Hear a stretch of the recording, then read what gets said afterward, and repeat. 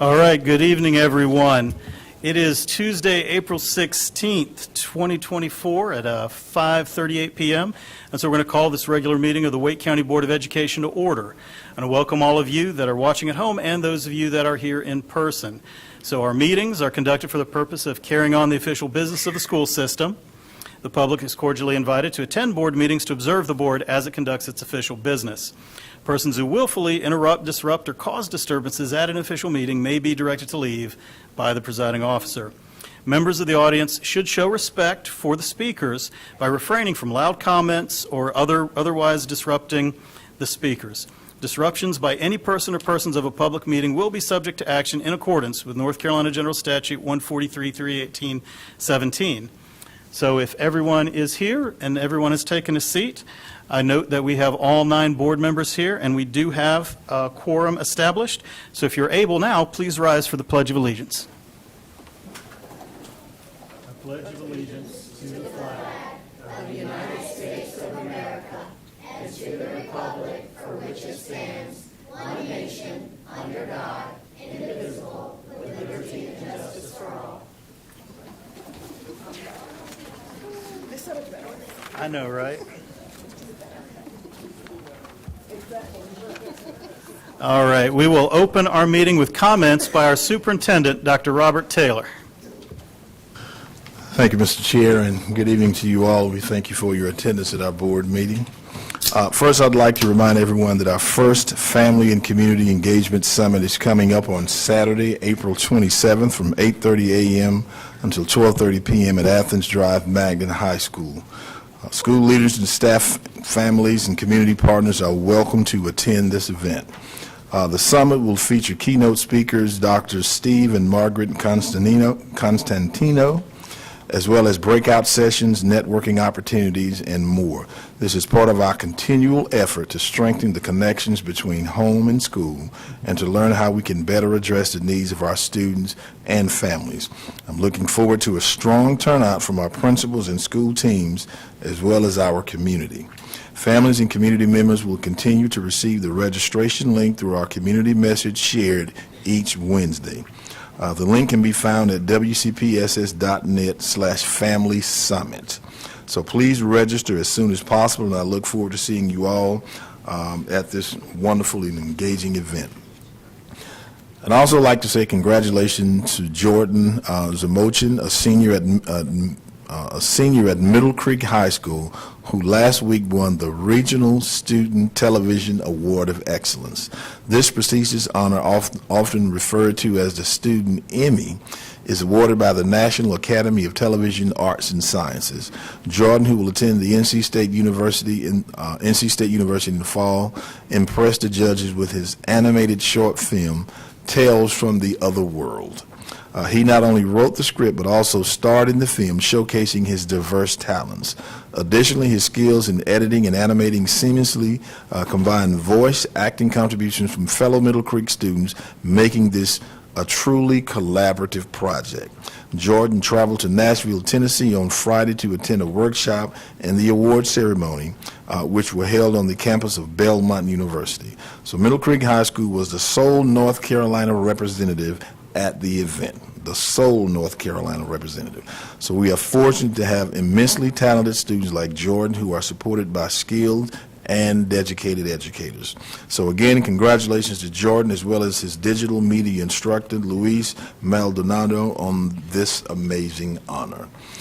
This past weekend, Ligon Magnet Middle School celebrated 70 years since it first opened as the City of Raleigh High School for African Americans. On Friday, a panel of alumni participated in a roundtable discussion to share their experiences with current Ligon students and answer questions. On Saturday, I had the pleasure of attending the school's anniversary gala, which featured guided tours of the historic school building, displays of historic photos and notable alumni, and a ceremony featuring student performances and other remembrances. I can tell you those were some absolutely outstanding student performances. It is important that we remember our history so we can take stock of the progress we have made and remain grateful for the hard work and perseverance of all those who came before us. Congratulations to the entire Ligon community on reaching and celebrating this significant milestone. Finally, I'd like to remind you that next week is National Volunteer Week. We are grateful for the more than 37,000 family and community members who have registered to volunteer in our schools this year. Every day you can find volunteers in our schools supporting our staff and our students. They chaperone our field trips, help keep our campuses tidy, lead fundraisers, support athletic events, and provide valuable assistance to our classroom teachers. They also provide one-to-one tutoring support to our students through the Wake Together program, a partnership between our district, the Helping Education Fund, Wake Ed Partnership, the YMCA of the Triangle, and many other youth-serving organizations. Our schools will show their thanks to our volunteers next week through appreciation events and messages of gratitude. Our district will also highlight the impact of our volunteers through our social media channels using hashtag #ThankYouWCPSS So it's never too late to register to volunteer with our district. We encourage you to do that, and you can learn more by becoming a volunteer and going to our website, wcpss.net/volunteer. And those are my comments. Thank you, Mr. Chair. All right, thank you, Dr. Taylor. Covered a lot of things I was going to cover, so we'll keep it short. I will piggyback on Dr. Taylor's endorsement and recommendation for the Family and Community Engagement Summit. This is the first of its kind. I think this continues the board's priorities on expanding community engagement opportunities, both that's in our strategic plan and then the work we're doing with our new Community Engagement Committee. Mr. Swanson was kind enough to put some posters up just outside the doors with more information. There's a QR code to scan and register. There's still seats left. If you are interested, we would love to have you participate and attend. Again, the John Ligon High School, I'm mixing my projects up, the Ligon Middle School Gala honoring John Ligon High School was a tremendous event. I'm going to defer to our representative to speak more about that, but just the only thing I'll add is that it is so important as we consider our future renovations for the building that we find a way to preserve its history. And you saw, Dr. Taylor, how much the alums still hold that school in their hearts. So we need to treat it respectfully. This is that time of year. Many of us have been traveling to see all the wonderful student performances, everything from Les Mis to Mean Girls. Hopefully you'll get to your schools and support your young drama and music students and a lot of the performances that they're having. It's been a busy spring with community events. I know several of us attended the Interfaith Seder that was held this weekend. And there's also been meetings with members of our Muslim American community talking about things that are going on in the community and world events. I appreciate everyone's participation in those events and being responsive to the folks that are inviting us out to share their opinions. Ms. Rice and I got, again, I don't want to take it away because it's your district, but we got to participate in a program highlighting the great collaborative relationships we have with our county. And I'll let you speak more to that as it was held in District 4. Meetings with school teachers, members of our local Chamber of Commerce, parent advocates, opportunities to meet with our governor, our legislators about the challenges facing us coming up in the short session. It's been a full ride, and of course we have our budget pending and our legislative agenda tonight. So I will end my comments and save time for that. Ms. Johnson-Hostler. Thank you very much. Again, thanks for the reminder of the amazing plays. I forgot to post my videos for my last play because a lot of our adults got up and danced at the end. So thanks for the reminder. I will post those. I had the great opportunity on Saturday to attend the Chavis Way TEDx. Ms. Edmonds and I, and again, not only did we get to hear our students deliver amazing remarks, TEDx style, it was actually fully TEDx, so I should clarify that. Also didn't post pictures of that. However, They did not have a teleprompter, Dr. Taylor, which I would have needed a teleprompter, but I kept thinking about yours. But they had somebody, just in case they got off cue, with a laptop in front of them, but they did exceptionally well. And I'd be remiss if I didn't mention one of the first students who I think gave the most eloquent way, which I feel like from a young person, to talk about the lessons that she's learned regarding restorative justice, being a participant in teen court. And it was interesting because I've never even heard adults say this. She was like, we sit in judgment in our moral high ground until we really know someone's backstory. And I just think that as adults, we should also, that it resonated with me deeply. So I just wanted to say that that's what a 17-year-old said is, we make a lot of decisions from a moral high ground, and we don't acknowledge that we are judging people from a moral high ground and have no backstory. So wise words from one of our 17-year-old students. I can't remember which green she went to, Level or Hope.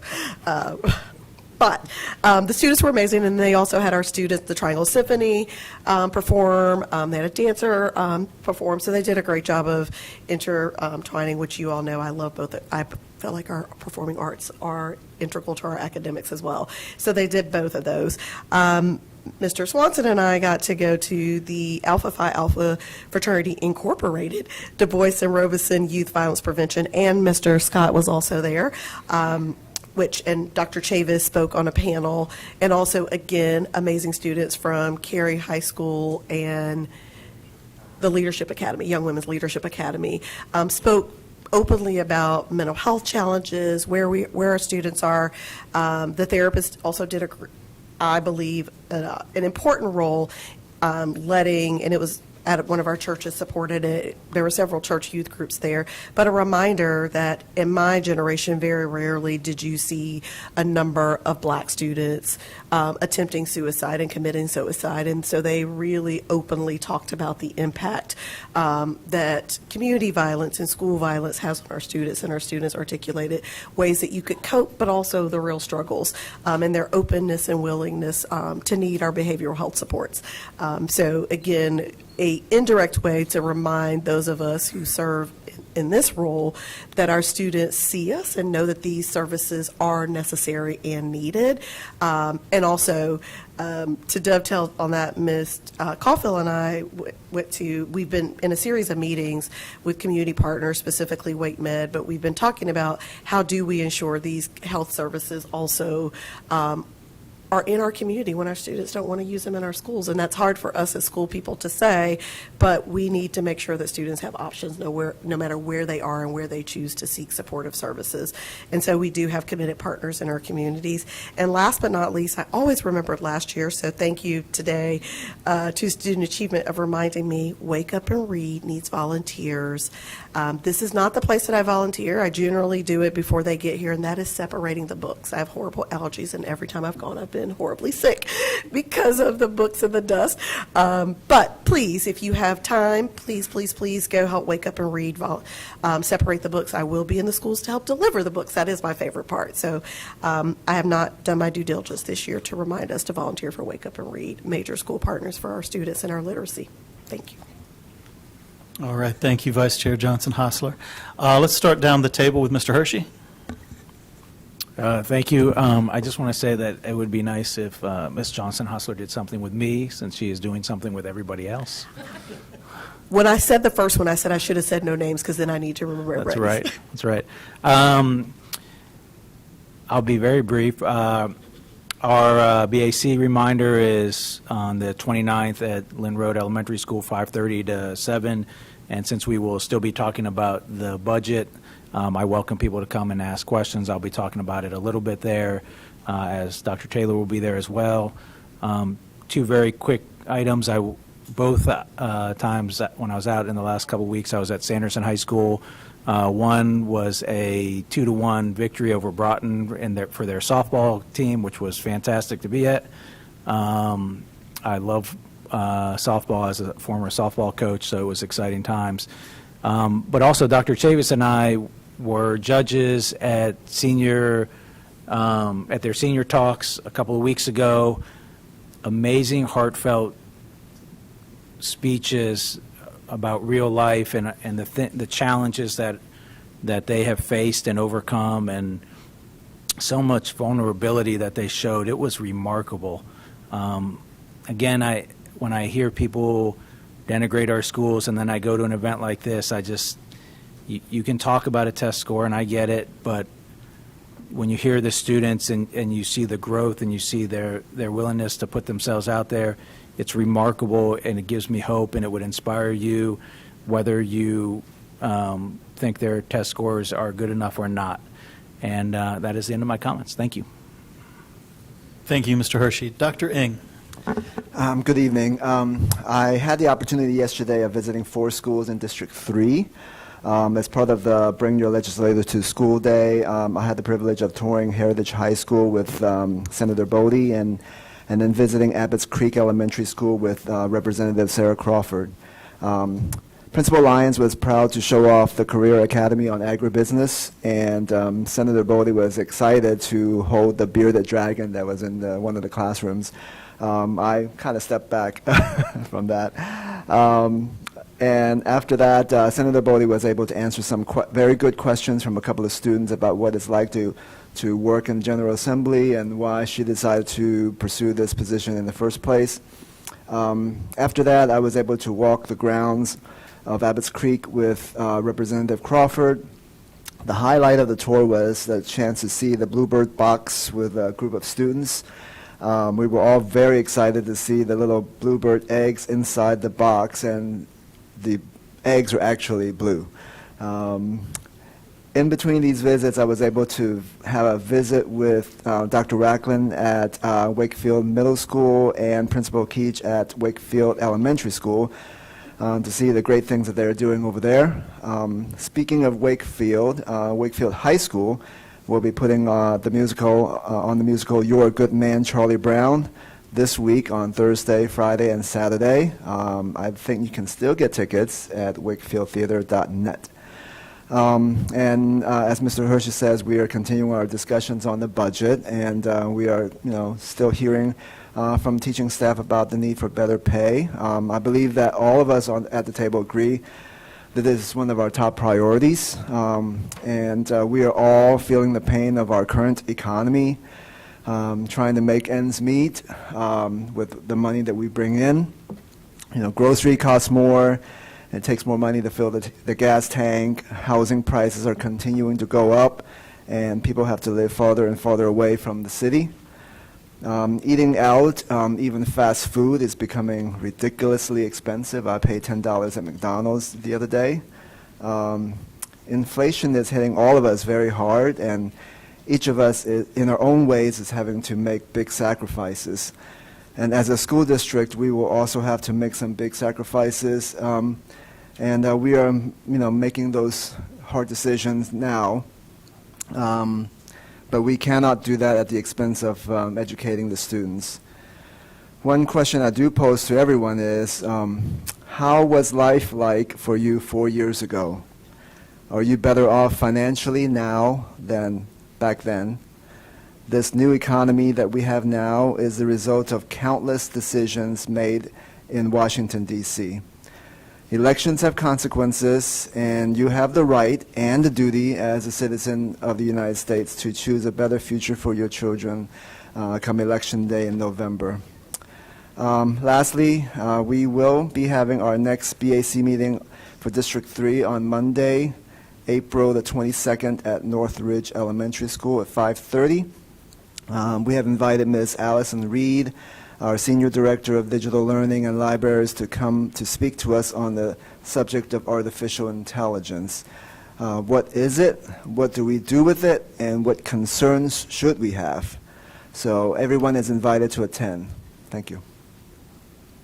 Thank you, Dr. Ng. Ms. Edmonds. Thank you.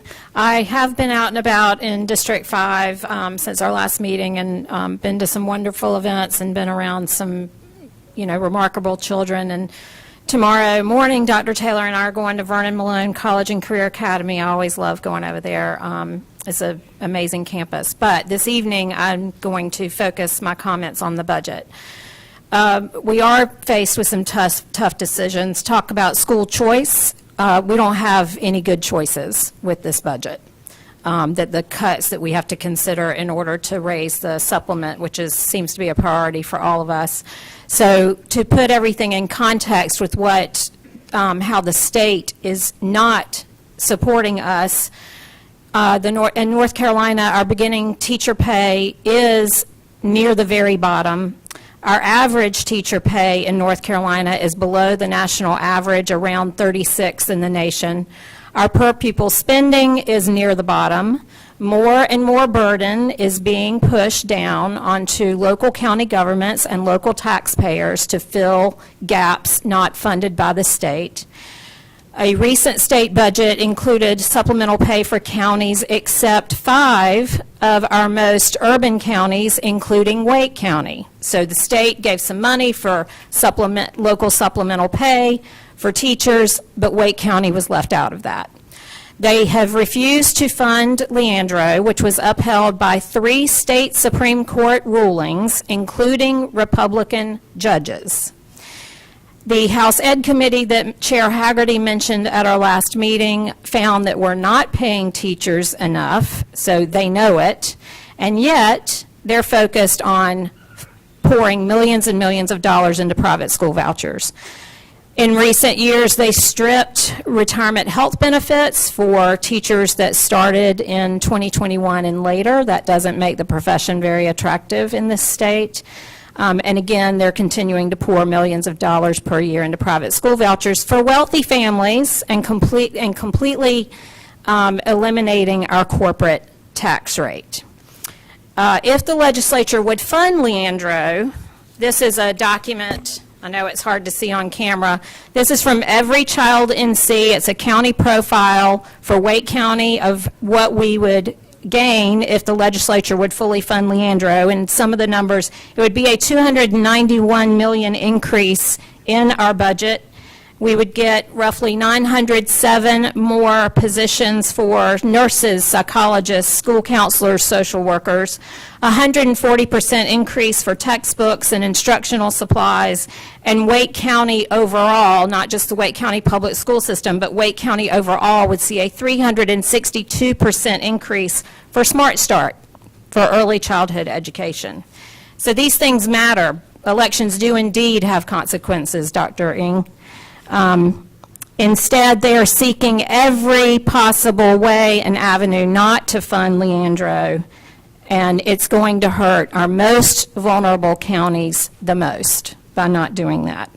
So as I said in our last meeting, that what we are doing, the work we are doing with the Wake County Public School budget proposal that we will take to our county commissioners is about asking for what students and educators need. And it is not for this board, it is not for the superintendent, it is about kids and educators. Thank you. Thank you, Ms. Edmonds. Ms. Mahaffey. All right.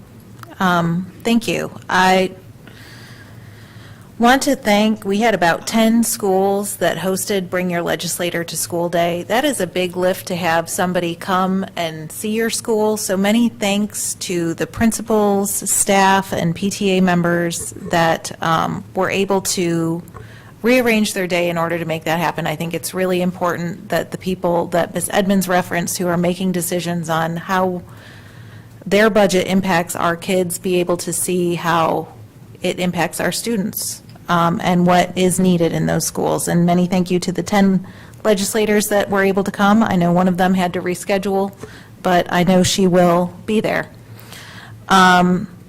Parents, community members, just put it on your calendar. Teacher Appreciation Week starts May 6th.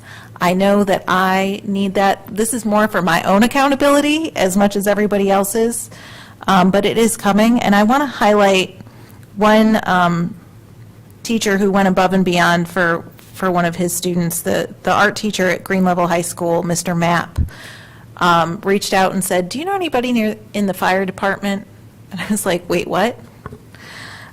He had an AP art student who created a project that needed to, as part of it, be set on fire.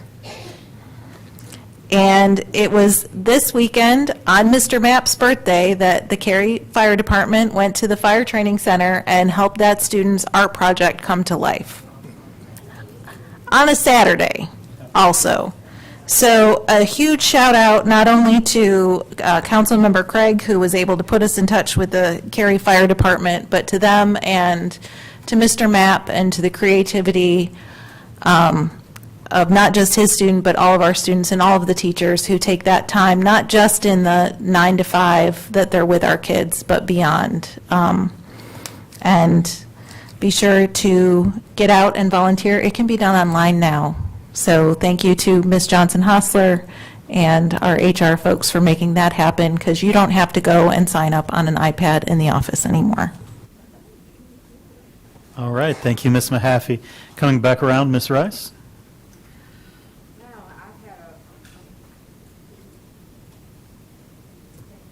Good evening, everybody.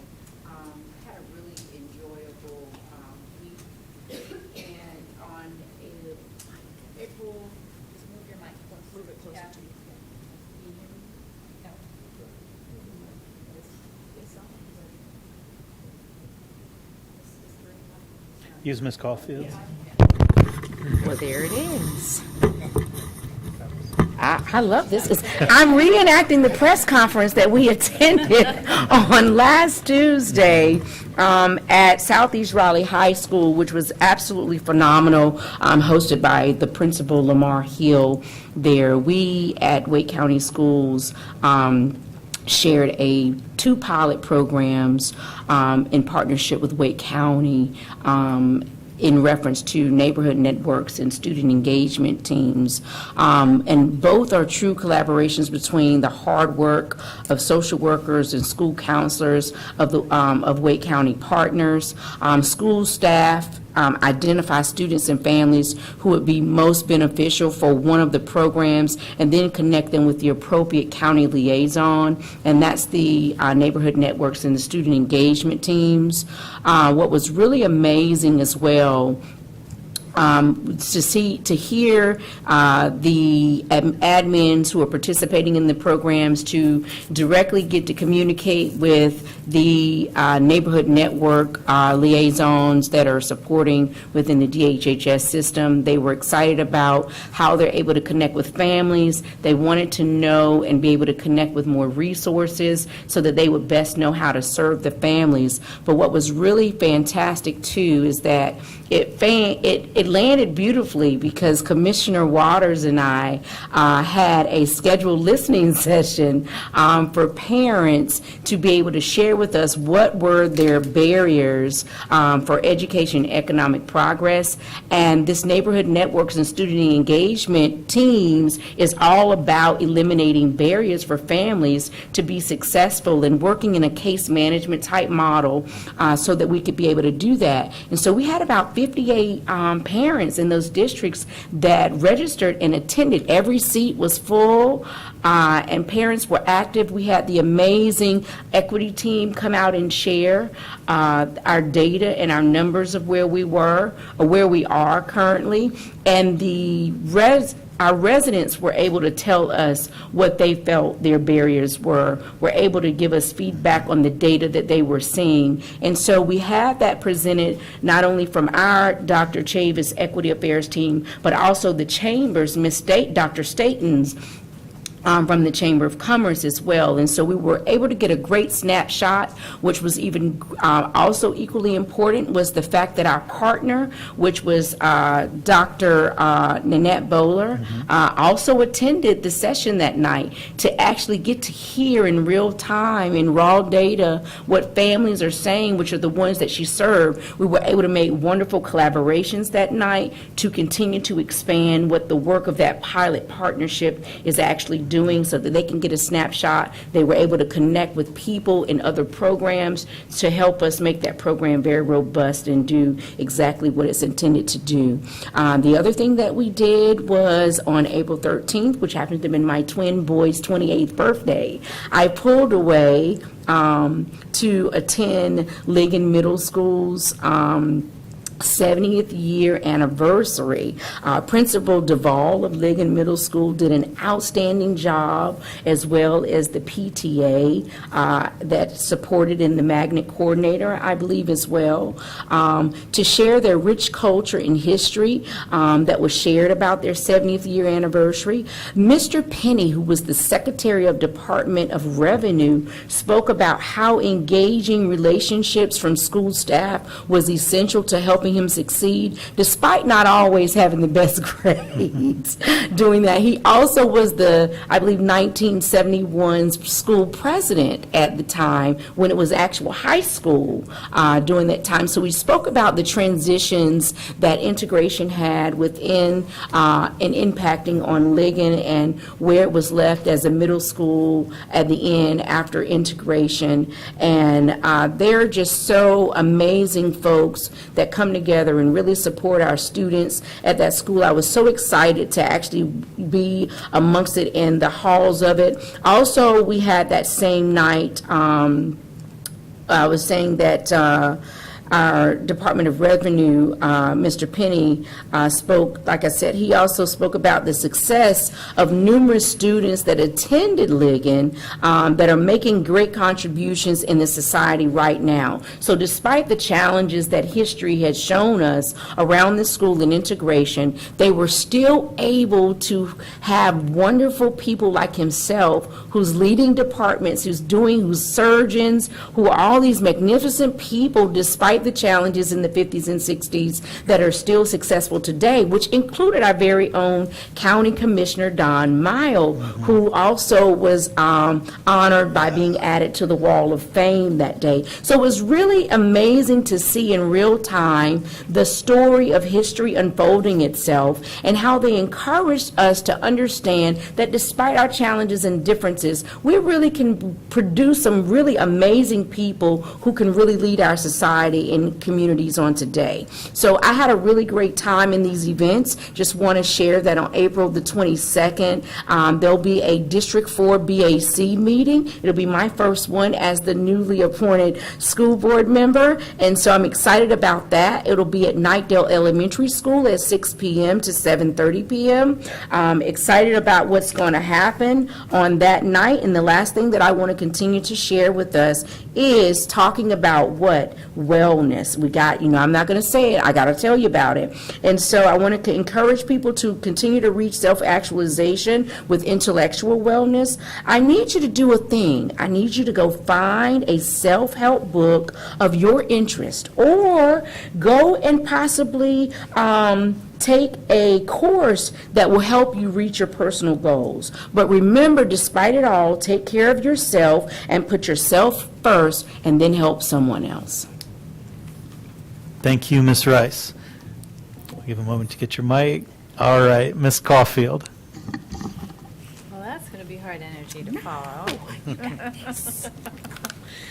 My last board advisory meeting was last night until September. We did some breakouts and had some vertical conversations about transitioning from one school to the other, like pre-K to kindergarten, fifth and to sixth, and sixth to ninth. There was great conversation shared about what would be helpful to close up some gaps, some struggles, and what were some things that could help with those transitions. One great thing that I take from these breakouts is bringing people to the table, sharing ideas, exchanging thoughts and solutions. And our budget is one of the most important jobs that we have. And this is a lot of information packed into our budget, many categories, challenges, lots of roles, and the need for a lot of these same sentiments that I felt at our board advisory meeting. I still stand on the same issues as when I came here a year ago, which is academic recovery, safety, parent engagement, and getting the politics out of the classroom so we could focus on reading, writing, and math, and supporting our teachers. So I look forward to the continued conversation in our new work session that we just added in our work session today for April 30th to work more to collaborate and find the best way to navigate our large variety of needs. It is a huge district. We are the 15th largest in the nation. We're the size of some states. And it takes a large amount of staff and commitment. But while we talk about all this, I just want to say to all the people that are listening, and the staff, the teachers, bus drivers, everybody that we continue to talk about at the table, we hear you. And when we view our budget, I need to see some money going to where it is that we need to have, and shifting our priorities may, be the answer to that. I support our staff working with our students in our classrooms and our drivers, and that those drivers are the ones who are getting our students to school, to and from every day safely. Our teachers are the ones who are teaching them some very valuable lessons. And I think in order to show them our support, we need to speak for them. And this budget is definitely going to be a challenging, but yet hopefully successful way of doing that. On a different note, Wendell is honoring autism awareness, and the town of Wendell is lighting all the buildings blue for the month of April to raise awareness and show support. Wendell Mayor Gray proclaimed April 20th as Autism Awareness Day in Wendell. It is April's also Child Abuse Awareness Month. Lake Mira, who hosted our board advisory yesterday, I did not get the copies in time, but I will submit them and send them out. But they are in Wendell. They will be having a sensory walk on the Saturday on April 20th from 2 to 5. This event is aimed at raising awareness for the autism community. They will have interactive experiences and educational activities. They'll have bubbles, bounce houses, sensory stations, information tables, face painting, not face mounting, oh my God, none of that, and food trucks. It is designed to better understand the challenges that our autistic community face. Lake Mira will also be celebrating their 15th year on May 3rd from 5 to 7. I'm not sure if I want to call it a festival, but they do have that posted on their site, so they will be celebrating that. In the category of mental health, Ms. Johnson-Hustler did touch on that we met with Wake Med, and we will continue to do so and have open communication on how we can partner with them on mental health. They have some great ideas. We shared, and we had our staff member, Miss Michelle Woodson, came with us from Student Services, and we shared about what we have in place and how we can learn on what each other can do and how we can partner, expand, and reach our families. And I really appreciate this continued relationship and all of us that are committed to learning and ongoing commitment to the mental health that is around us and how different that looks, how unique it is for our children and our staff needs. And I do believe that's all I have for right now. Thank you. All right, thank you, Ms. Caulfield. Mr. Swanson. Thank you, Chair Haggerty.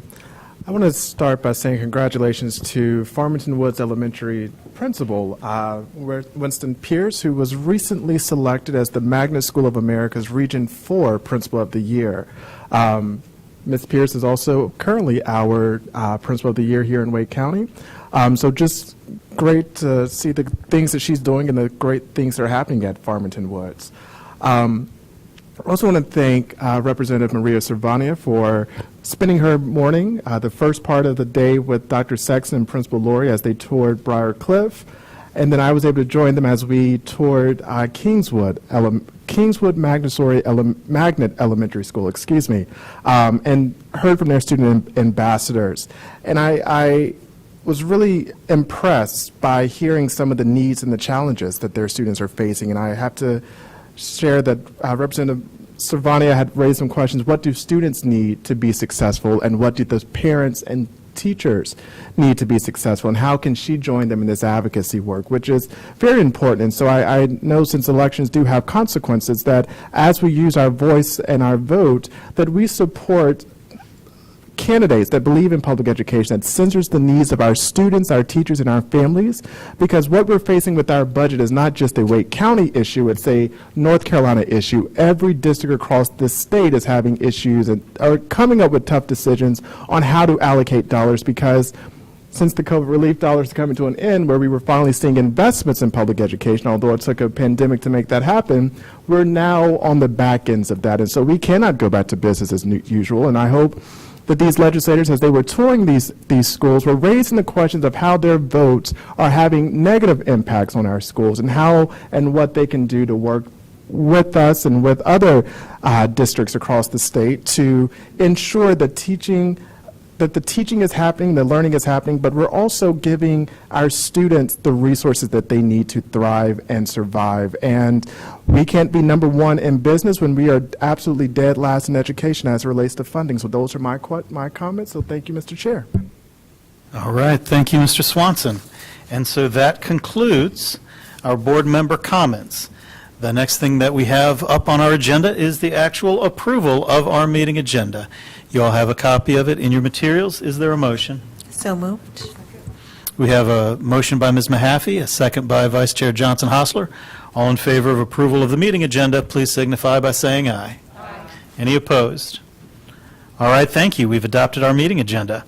So we have a special information item tonight on academic advancement, Stand Up, Speak Out, and our bullying prevention program. And I see my friend, Ms. Crystal Reardon, coming up. Good evening, Ms. Reardon.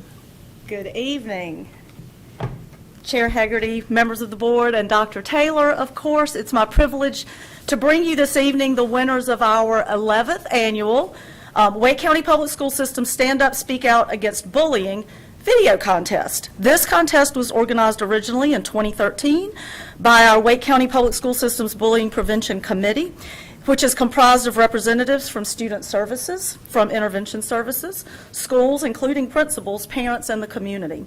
The video contest is one of the means for getting schools, and particularly our students, engaged in and excited about the efforts around bullying prevention. I'd like to recognize Mr. Cecil Coates and Dr. Tamron Hamilton Simmons, who are senior administrators for school counseling and the coordinators of the Bullying Prevention Committee for our district. They've been instrumental in organizing and implementing this video competition.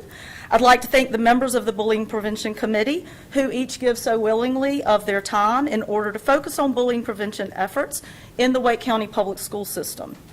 I'd also like to just take a moment to thank our incredible communications department, who makes so many magical things happen behind the scenes and who are helping us tonight to be able to share the winning videos.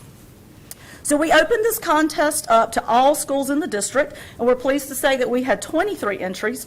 We are recognizing the top 3 videos at each level, elementary, middle, and high.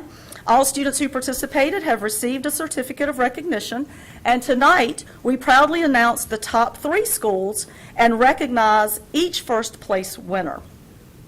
So let's begin with our third place winners. Third place winners are Bug Magnet Elementary, Reedy Creek Magnet Middle, and Green Hope High School. Our second place winners, Southeast Raleigh Elementary, Reedy Creek Magnet Middle, and Wakefield High School. And now we're going to take a moment to celebrate our first place winners. Our first place winner at the elementary level is Yates Mill Elementary. Principal Dr. Vonda Martin Jenkins. The faculty sponsors are Roby Ann Morgan and Eric Cabezas. And I think we have some of our students here from Yates Mill Elementary. Let's stand up and give a shout out to our students.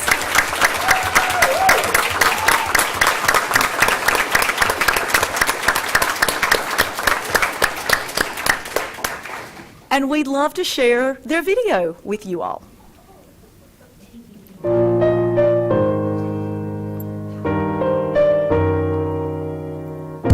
Hidden in the school shadows, where the children play, something negative stands up, whispering a voice of shame. It's coming from the dark side, let me have a say. Their voices, rising voices, they are voices. We need to find a way to break this chain and let the people's voices rise again. It's time to stand up, the kindness reign. Listen up, up, up, don't let me down. The bullies really stabbing in my heart, but there is someone speaking up, standing up. They're coming to the light with faces high. They're flying, they're reaching for the sky. Love and hands of kindness, let the voices flow. People come together and the darkness will go. With open hands of kindness, let the voices flow. Let's face adversity, yeah, victory will come. With open hands of kindness, let the voices flow. People come together and the darkness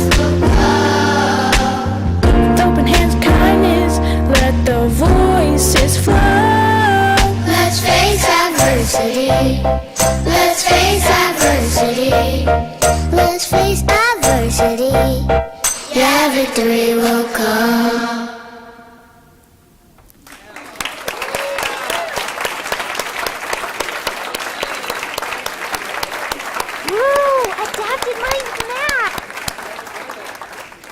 I should add that part of the charm of this competition is that these are student-led videos. While we do have faculty sponsors that support them, they're student-led, so that's pretty incredible, and congratulations, Yates Mill. Our first place winner at the middle school level is Pine Hollow Middle School. Principal Dr. Justin Carrington, and the faculty sponsor is Mr. Graham Brown, and I think we have students here from Pine Hollow as well, so let's give them a shout out.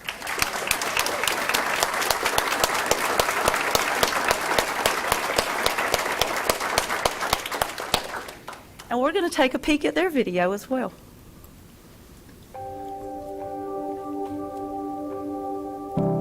Bullying is a widespread problem. A significant percentage of students experience it during their school years. Bullying can be physical, verbal, social, and online.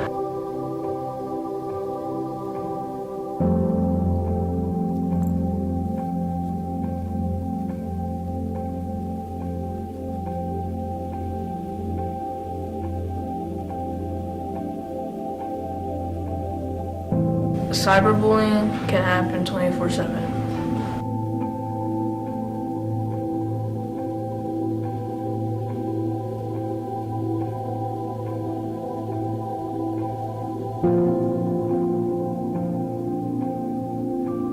Bullying is damaging to people's mental health. If you witness bullying, you can be a part of the problem by staying silent, or you can be part of the solution by telling a trusted adult. Stand up, speak out. Stand up and speak out. Stand up, speak out. Stand up, speak out. Stand up, speak out. Stand up, speak out. Stand up, speak out. You see something, you say something. Stand up, speak out. Stand up, speak out. Stand up, speak out.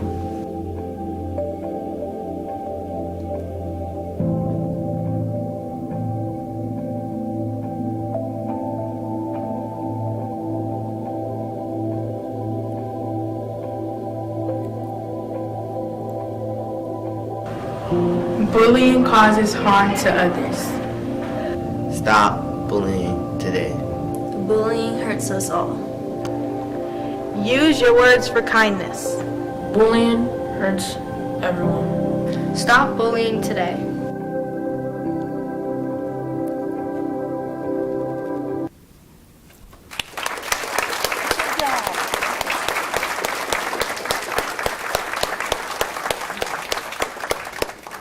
And our first place winner at the high school level goes to Green Hope High School.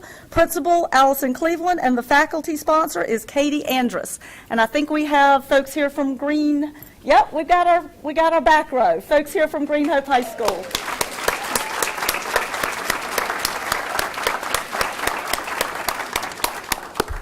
Let's take a peek at their video. Bullying manifests in many forms, not just physical. Words can hurt. Almost 1 out of every 4 students report being bullied during the school year. However, identifying the victims in today's world can be challenging. And it's possible that even you have encountered bullying at some point. Sometimes, all we need to do is just wake up, open our eyes, and take in our surroundings. If we know the signs of bullying, we can prevent it. Signs include self-injury, loss in interest, social withdrawal, and difficulty of sleep. Don't wait for change. Start it. Report. Stand up. And the easiest way everyone can do is to simply raise awareness.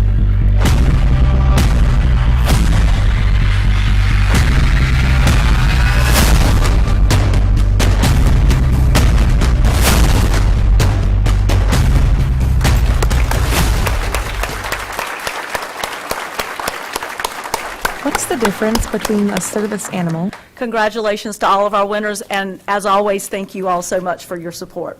Thank you. Thank you, Ms. Reardon. Let's give all of our students and all our participants another round of applause.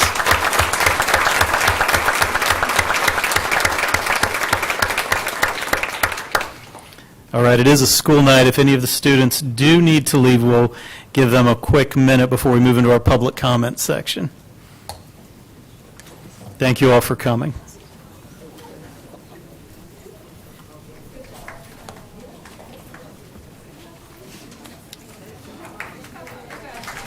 Yay.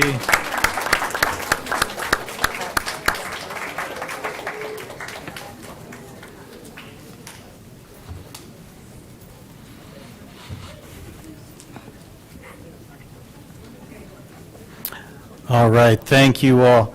So next we'll move into our public comment section of our meeting. As you know, speakers commenting on items on the night's agenda will be heard before speakers commenting on other topics. All other speakers will be heard in the order of sign-up. Only the person speaking at the podium will be able to stand, and again, all attendees that are not speaking are to remain seated. If you have to leave the room, please do not remain in the building, as only this room is open to the public. It's after hours, the rest of the building is closed, so if you have follow-up conversations, just please do take it right outside into a lighted area, and you can continue on there. If the public comment portion of the agenda exceeds 30 minutes, board policy states that the chair reserves the right to conduct other board business first before inviting the remaining speakers to the podium. Members of the public are welcome to offer comments or criticism directed at substantive ideas, actions, or procedures of the board and individual board members. The laws and policies of North Carolina provide that issues or concerns involving individual personnel and individual student matters are confidential.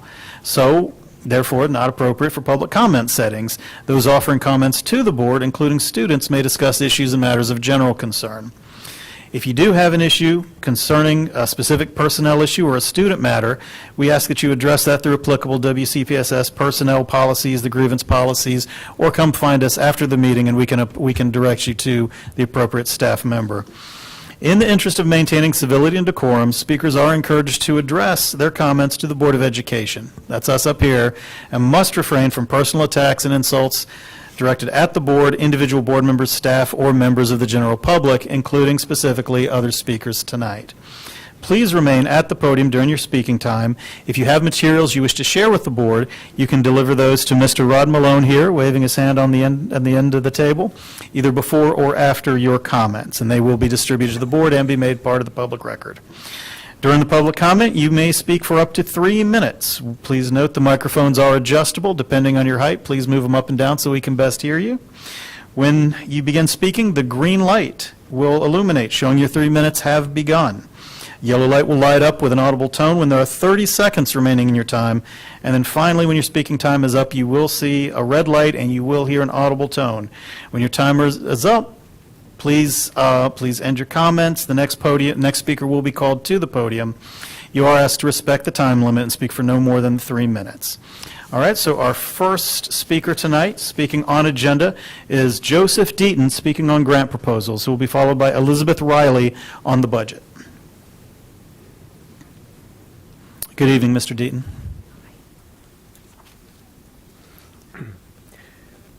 When I was little, my parents attended Martin Luther King's I Have a Dream speech in person.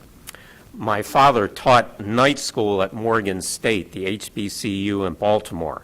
He expressed more satisfaction from teaching there and his relationships with his students than from his day job.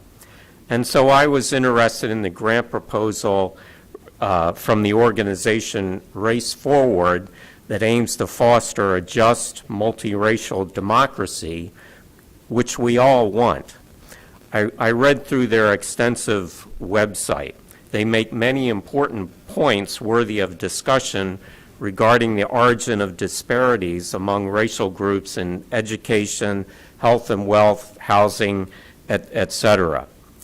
But Race Forward is clearly an activist and issue advocacy organization with a particular political theory.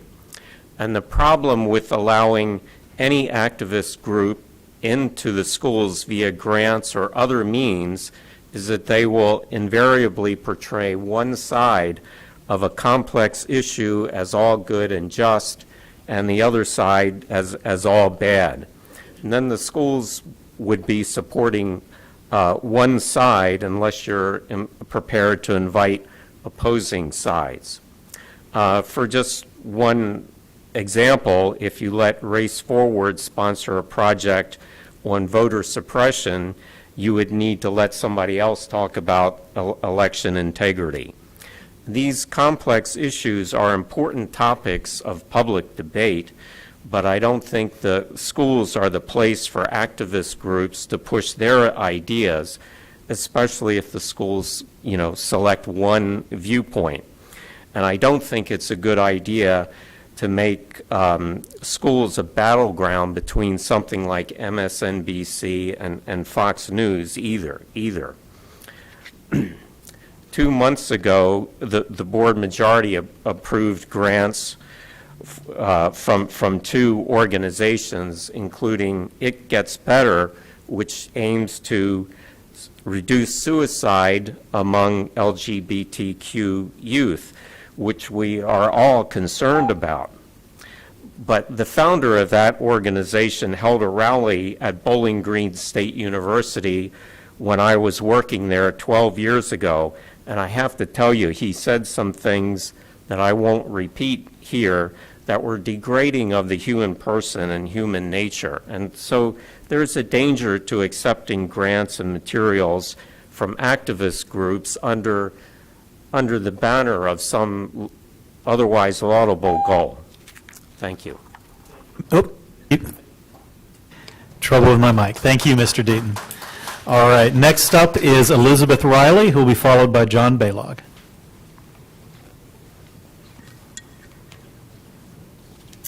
Good evening, Board. Good evening. You hear me? My name is Elizabeth Riley. I am a school social worker at Northridge Elementary School in Raleigh. And Ms. Rice, I want to thank you for highlighting the Neighborhood Networks program, because we are also a Neighborhood Networks school, and we love the program and cannot stop talking about it. I am one of the 30 social workers that were hired at the beginning of the 2023-2024 school year using ESSER funds. I'm here tonight to advocate for the board to prioritize these positions in their upcoming budget. Data from the Department of Counseling and Student Services indicates that there are currently around 5,600 students who qualify for the McKinney-Vento program for families in transition who lack a fixed nighttime residence. Data from last school year show that number around 5,700.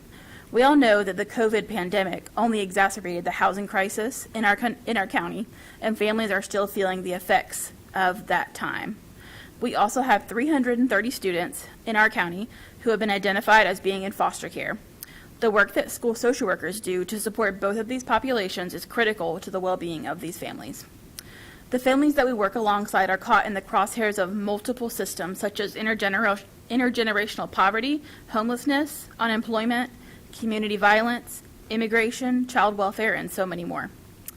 Students who receive intervention on any level from a school social worker and other student support services such as counselors, psychologists, school nurses are less likely to have incidences of chronic absenteeism, failing grades, academic retention, behavior challenges, unmet mental health needs, and frequent school changes due to evictions and other housing challenges. There are many factors that are out of our control that affect our families, such as the rising cost of living in Wake County and the strain put on community agencies providing critical services to those in need. As you ponder on the importance of continuing the contracts of these identified staff members such as myself, I urge you to think about the impact of the work that we do to ensure that our students and families have what they need to be successful. Thank you. Thank you. Our next speaker is Mr. John Baylog, who will be followed by Christina Spears.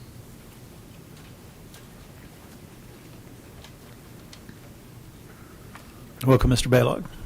Well, thank you. Good evening, board members. Thank you for your time. Kudos, K through 3 literacy program improvements are higher than national, 22 versus 12%. So very good job. What is different? Perhaps the Parents' Bill of Rights passed last August, no gender identity in grades K through 4. Overall, Wake County schools are not grade level proficient. Percent-wise, reading by 39, math 37, NC Math 1 67, science 27. What changes from grade 3 to high school? What is your product? Students who become productive citizens? How is your product faring? Another year, another school budget. Superintendent, $330,000. Senior admin, $89,000. Chief of schools, $233,000. Senior directors, $108,000 to $133,000. In the real world, if the products we produced, buildings, iPhones, medicines, surgeries, were only 30 to 60% proficient or only met goals, we wouldn't have a job or a product, rightfully so. The average salary increase in the real world is 2 to 5%. What is your product? Students who become productive citizens? One way for this budget to go through is stop all DEI. Easy to approve when it's not your money.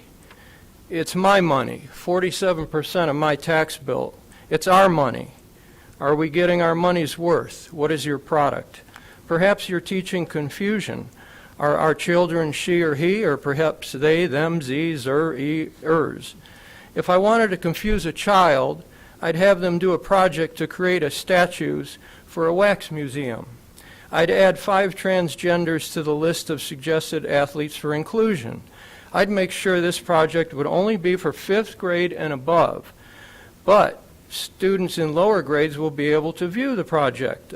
A big shout out to an elementary school in Apex doing all they can to skirt the Parents' Bill of Rights law. If I wanted to confuse a child, I'd load up their laptop with hundreds, make that thousands of games, many mindless, some harmful. Ask the mother who found porn star and stripper as job options for her elementary student. Those choices have since been removed, thank you. Do you know what they use for the guide in that game? A happy little sperm. Have you actually reviewed what is on the laptops you hand out? Are there guidelines for your IT department to vet them? Our goal, students who become productive citizens. If I wanted to protect our children, I'd use my God-given right to cast a vote and instruct others to do the same. We would start locally with the school board, then countywide. Thank you, Mr. very Baylog. much. Next speaker is Christina Spears, who will be followed by Joseph Chancellor. Good evening, Ms. Spears. Good evening, everyone. Quick thank you to Dr. Taylor and Mr. Mark Strickland for visiting safety assistants at the Rock yesterday to discuss their facilities concerns. I'm Christina Spears, a proud product of North Carolina Public Schools, WCPSS special education teacher, currently serving as the Wake NCAE president. I'm a Wake County resident in District 3 and a voter, and I believe in democracy, so I'm going to do a little something different tonight. In our union, we often say democracy is an endless meeting. We meet to plan, we meet to strategize, to debrief, to pre-brief, we meet to vote, we meet to discuss our own budget. And you all meet as well. You meet for work sessions, you meet for board meetings, you meet to vote, you meet to discuss your budget, our budget. We also meet to celebrate and we meet to hold each other accountable. Democracy is an endless meeting. The word democracy comes from Latin and Greek roots, demokrateia, from demos, meaning the people, all the people across lines of difference, and krateia, meaning power or rule. Democracy, meaning the people have the power to rule. And I'm grateful for the opportunity to engage in these endless meetings in embodied democracy. Democracy invites us to engage in welcome struggle, as Dr. Bettina Love would say. And all of you have said this board has hard decisions to make when preparing a final budget request. And as elected officials, you are elected not only to represent your constituency and to also engage in the real democratic work that happens in between elections. And yes, the General Assembly has been shirking their responsibility in our democracy. I got words and votes for them too, but right now the process is in your hands. So in closing, just a reminder for the record, y'all, that 3,000 workers signed a petition that we delivered almost a month ago asking for an increase in local supplement. And I've heard what you said about that being a priority. We've done our part. in this democracy, voting for elected officials who value our public schools, signing petitions asking those officials to do what we need, and we've attended multiple board meetings to testify during public comment. So I hope you'll do your part in this democratic process. Welcome struggle in your meetings, including more work sessions, which I heard you will do, and make whatever hard decisions are necessary. And if you make it so, as you have the power to do, we will continue to commit to the messiness of our democracy and show up at the county commissioners' chambers and meetings to fight for a fully funded request if it includes an increase in local compensation. Thank you all so much.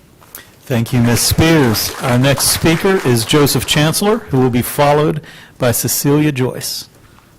Hello, board members. My name is Joseph Chancellor. I'm a parent in Cary with school-age children. I want to tell you about the early 1900s when tuberculosis was a problem in dirty cities. Tuberculosis is a highly infectious airborne bacterial illness, and there was no cure for tuberculosis at the time. That would come later. New York set out to eliminate tuberculosis from the city, and they opened a special tuberculosis hospital called Seaview so patients could be cared for and isolated, and that would stop the spread of the disease. And it actually saved money for the city. But the problem was in 1929, tuberculosis was still although the infection rates had come down, it was still the third leading killer in the city and the fourth globally. And Seaview was actually having a nursing shortage. Some of the nurses had actually gone to World War I and not come back, but other nurses were actually quitting because the job was too dangerous. And the numbers I have was like 1 in 7 nurses were actually dying from tuberculosis. And so given this nursing shortage, what did the hospital do? Well, this book talks about it. They recruited black nurses to come from all around the U.S., and they would pay for their schooling, and they would pay to, they'd give them a job. And it was a great opportunity, but it was a super dangerous opportunity because of the risk. The hospital took some airborne precautions, so they opened windows, but primarily they didn't have the nurses wear masks. They focused on cleaning linens and surfaces, and the most important thing they did was hand washing. And I'll just read from the book. Regularly, the head nurse held hand-washing meetings, calling the nurses around a black metal sink built into the wall to reinforce the proper technique. Standing beside it, she lifted her own hands and held them palms facing out toward the nurses. Hands, she would say, needed to be scrubbed for 2 minutes before and after the patient. And to keep the nurses from becoming lax, the head nurse made daily unannounced visits to the ward, but fear of becoming sick kept her from spending long times inside. So she would teach them to hand wash, but she wouldn't spend much time with them because of the risk. And how did that work out for them? Despite their diligence, most of the nurses had tested positive for TB. 5 to 12% fell ill. For the rest, the bacteria remained dormant, held in check by the immune system. Although sometimes for unknown reasons, the microbe escaped and began insinuating itself in a lung, liver, kidney, or bone. And they were told to try to build up their immune system. So they were all infected, but they were told to build up their immune system. And remember, at the time, there was no cure. So this was an unsafe working environment. Now, here's some parallels I see. We have a lot of airborne illnesses in this workplace. There's no cure for most of them. There is pathogen persistence. 25% of folks with a COVID infection have viral persistence for over a year. There's a failure to make a safe workplace environment. There's widespread transmission in the workplace. There's a minimization of health impacts on the staff and children, and it hits marginalized communities more. If you do 1930s public health, you'll have 1930s results. Elections have consequences, and infections have consequences. All right, thank you. Our next speaker, as Cecilia Joyce, will be followed by Jennifer Lobbs.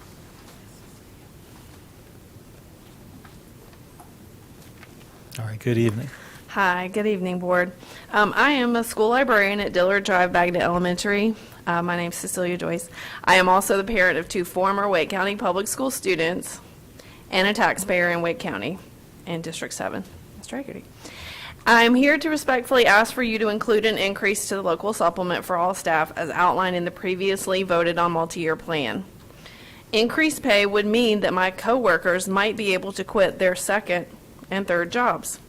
It could mean that my coworkers won't have to cover classes when positions aren't filled or people are absent, so they may use their planning time to actually plan. I would also mean that educators might not feel compelled to move to other states to receive the pay that they deserve.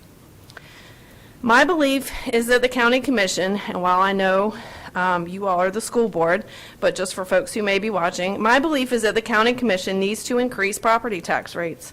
That may sound unpopular, but please allow me to explain with an example. I know a fellow educator who may be moving to Virginia. In the county they would be living in, the tax rate is 85 cents per $100, while in Wake it is 65.7 cents per $100. They also do have programs for folks needing property tax relief there, such as folks living in neighborhoods experiencing the effects of gentrification with increasing home values. So it is possible to raise property taxes in a way that works for us all. People come to Wake County from other states and get a huge bargain in regard to property taxes while their children received an excellent public school education and enjoy all the other wonderful things our county has to offer: parks, libraries, trails, community centers, and more. We believe that if the state continues to gut our public education system as they have been, Wake must do everything we can to protect our students and communities. That includes pushing the county commission to make large investments in our schools. We would like to invite the superintendent and the board to lead with us to make an ask of the county commission that matches the complexity of the crisis that students and staff are facing. Let's make it clear to them that this situation is urgent. We need also Wake County Public School families and our community allies to stand with us in asking for a living wage. When parents, workers, and communities stand together, we can win what our students and educators deserve. Thank you. Thank you. Our next speaker is Jennifer Lobbs, followed by Kim Mackey.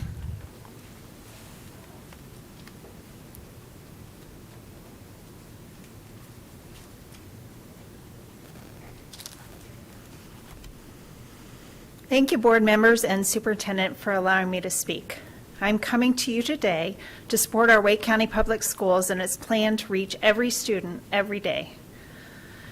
Even prior to the pandemic, I watched and observed a steady statewide legislative attack on our traditional public schools through laws and policies.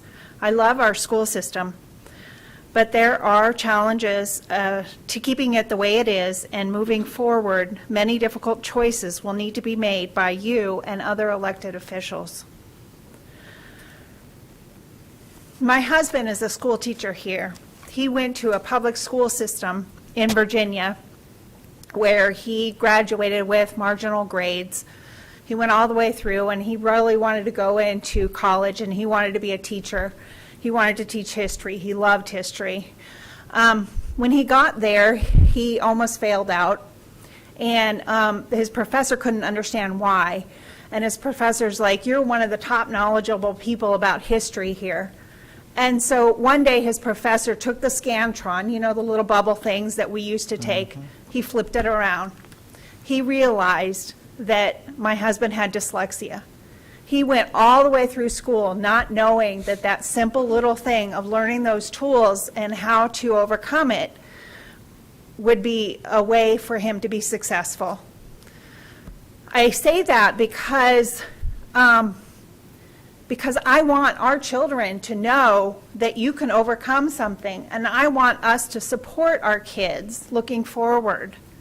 I want us to find those little things, and they don't necessarily have to cost a lot, but it comes from experience. So if we want to have our teachers make careers in our schools and pass that wisdom on to the next generation, we need to really support that. What would it take for you to be able to want and be able to make a career of being employed in our schools? I want you to think about that. What would it take for you to start a career, a family, and all of that? Is it a preference? Do you want to pick, one school over another or one profession over another? He teaches high schoolers, and there are kids that are like, "Hey, I would like to be a teacher like you." Well, we want them to do that and pass it on. Other times it could be barriers, affording basic rent, things like that. There are different things that we can do as a board and as a community to support our teachers and staff to have that longevity and reach every student every day. Thank you. Thank you.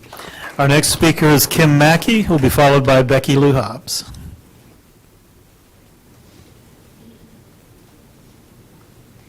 Good evening, board members. My name is Kim Mackey. I'm the proud mom of two, well, he's in middle school now, one elementary school and one middle schooler.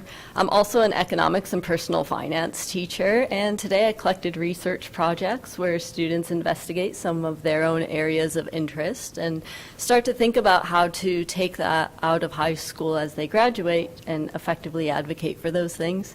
So I'm here to practice what I teach. Within that research project, students have to start with narrative facts. So that way they have to show that they understand the background before they prescribe changes. So I think it's really important for the board to calibrate their understanding of those narrative facts, particularly as it relates to student funding and teacher pay. This is my 19th year of teaching, 17 with Wake County Public Schools. I have worked over a year and a half for free compared to the purchasing power that I signed up for. The state would have to cut me a check for more than $85,000 just to break even. This year alone, it's more than $10,000, and this is true whether inflation was 1% or 8%. In my students' classroom and in my children's classroom, the state would have to pay $120,000 per classroom by not restoring the purchasing power that was previously offered to students before the Great Recession. Our economy recovered, our classrooms have not, and by design is why they have not. The common denominator is the General Assembly and the Republican majority there. So I think it's really important that when we talk about politics in the classroom, that these are the ways that politics are impacting our classroom and why 1 out of every 10 teachers in North Carolina have been leaving lately. I want to be sure that when I look around and my children are in high school, that good people are still there, and I worry about that.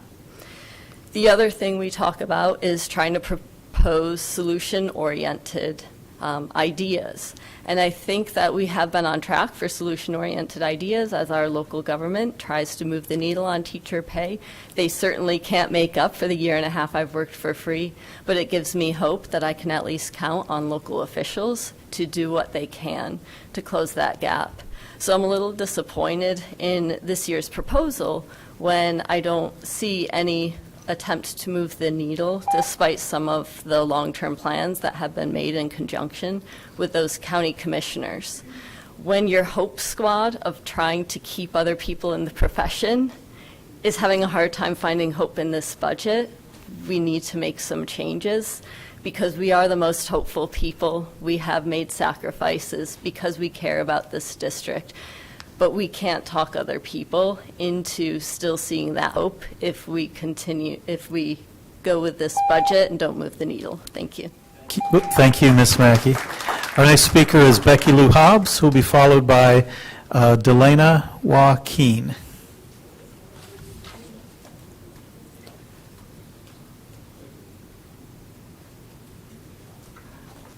Hey, good evening, Ms. Lou Hobbs. Hello. Good to see you guys again. My name is Becky Lou Hobbs. I'm the chapter chair of Moms for Liberty in Wake County.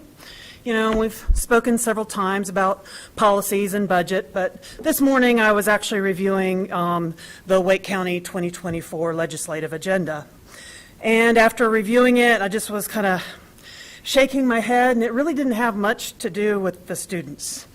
I emailed you guys the Moms for Liberty legislative agenda, which is all about the kids. But I just want to focus on one thing because there's just not enough time to go through everything. The agenda starts with fully fund the needs of the student. And while on the surface that sounds really good, there are problems with that statement. Never once, ever, have I heard anybody define fully fund. What is that amount? You know, taxpayer funds are not an unlimited resource. And your job as elected officials is to be responsible with those resources. So in the proposed budget of Wake County's from the superintendent, the average price or cost per student is just under $12,000, which is on par with the state average. So by fully fund, do you mean to increase that to $13,000 per student, $15,000 per student, $20,000 per student? $25,000 per student? Yeah, I've said it before. spending more money does not equate to a quality education. So let's look at Union County.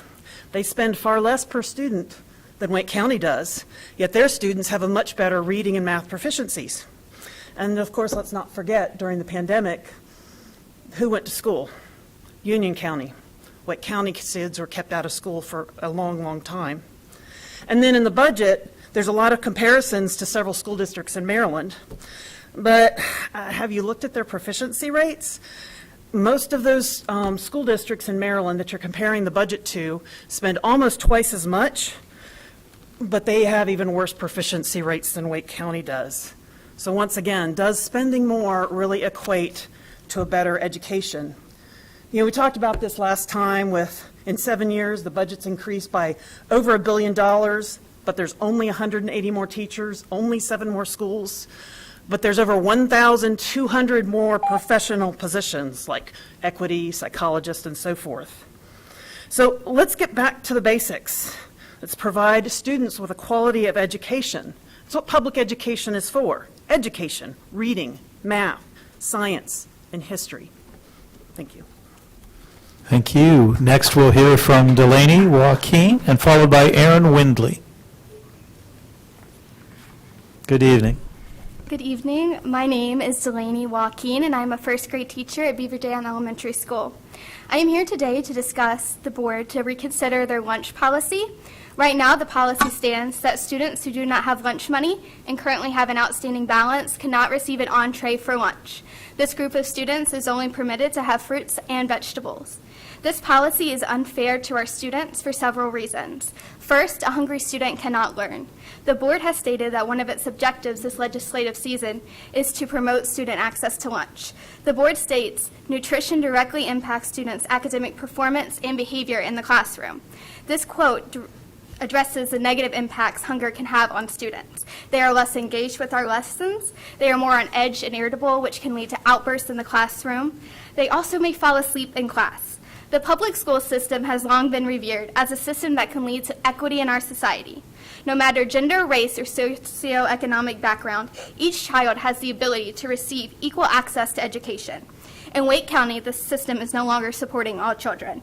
By giving students limited access to quality food, the policy is allowing some students to be placed in an environment for growth, while others are not given the tools to succeed, like a meal. Based on Maslow's hierarchy of needs, students need to have their most basic needs met in order to learn. Schools can function as a system that ensures all of our students have their basic needs met. If our students are worried in our schools that they cannot have food, then they cannot pay attention to or focus on learning. Students need to know that our schools are safe for them. Next, this policy affects the emotional well-being of our students. Having their school lunch thrown away or asked to go speak with a cafeteria manager is embarrassing, and it can often be intimidating. It is placing undue responsibility and blame on the child. They are ridiculed for not having money and face consequences of choices that are not theirs.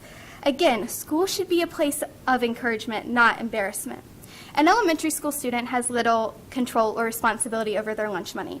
They're not able to make money, nor are they able to convince their parents to give them the money. School should be a place where students are free from the burdens that their home life may bring and are safe for them to have all their needs met.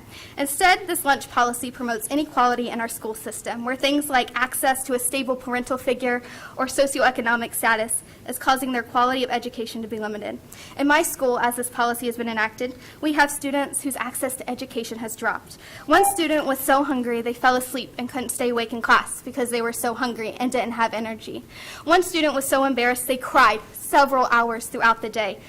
Their emotionally well-being was so negatively impacted they no longer could engage in school. One student now refuses to enter the cafeteria because that is a place of embarrassment.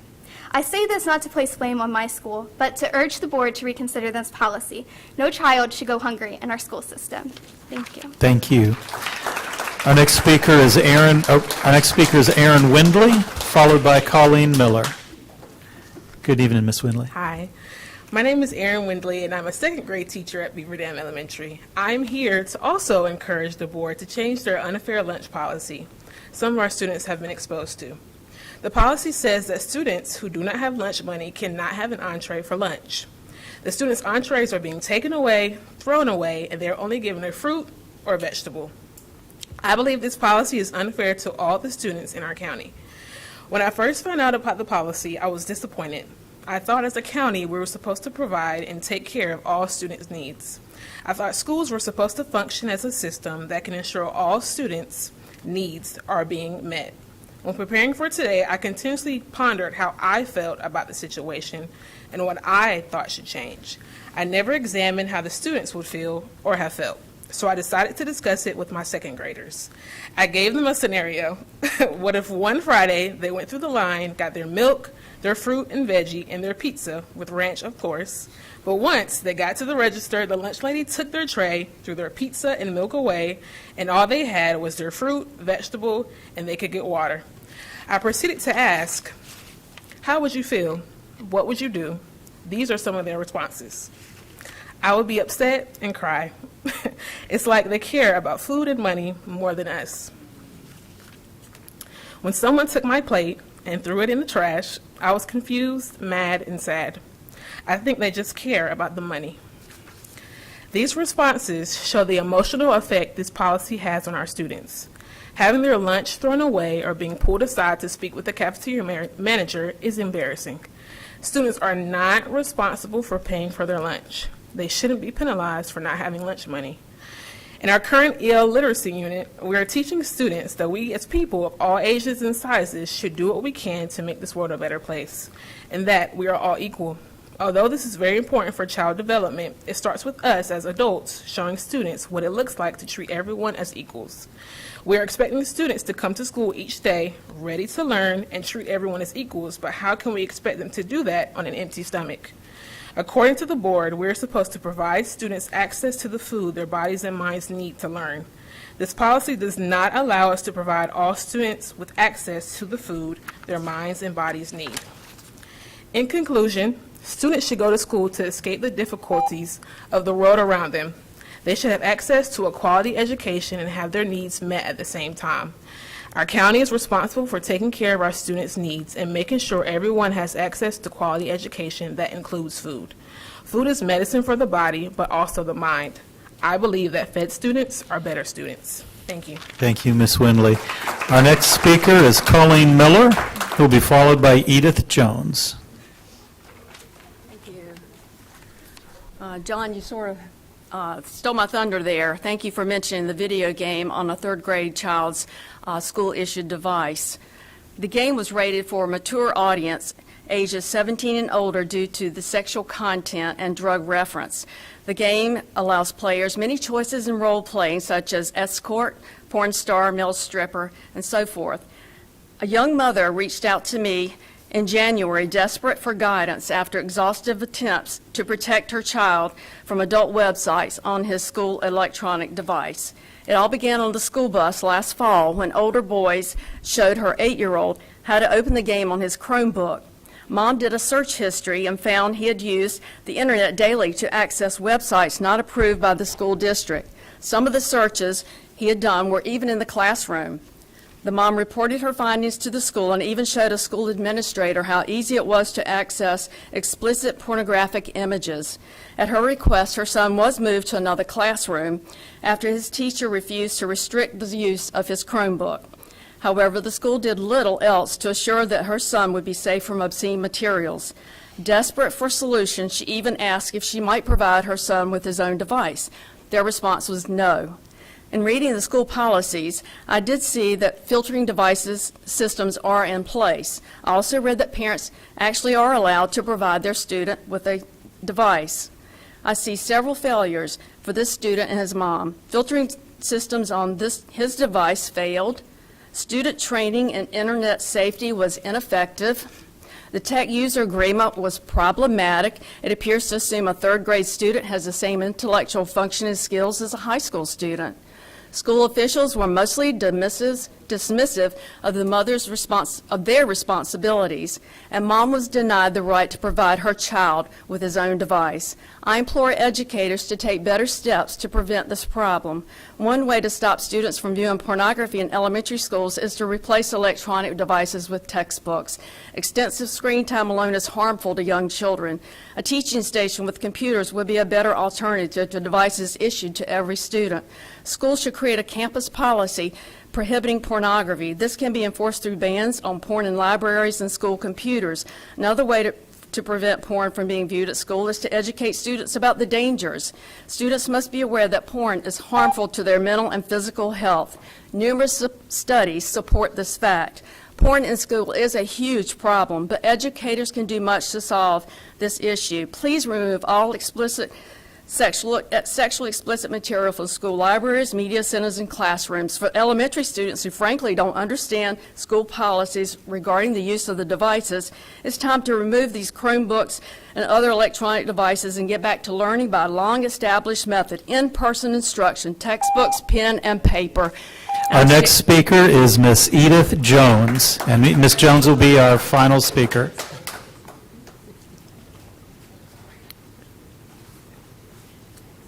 Is Miss Jones here?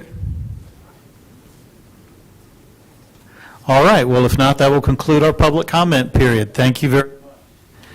Our next item on our agenda will be a review and adoption of our consent agenda. Second.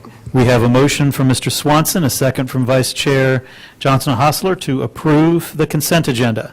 All in favor of the consent agenda, please signify by saying aye. Aye. Any opposed? Nay. I heard 2 nays. I want to make sure it's recorded. That was Dr. Ng and Ms. Caulfield. Yes. Everyone else recorded in favor? All right, we can do a roll call vote. Mr. Hershey? Aye. Dr. Ng? Nay. Ms. Edmonds? Aye. Ms. Mahaffey? Aye. Chair votes aye. Vice Chair Johnson-Hostler? Aye. Mr. Swanson? Aye. Ms. Caulfield? Nay. And Ms. Rice? Aye. All right, thank you.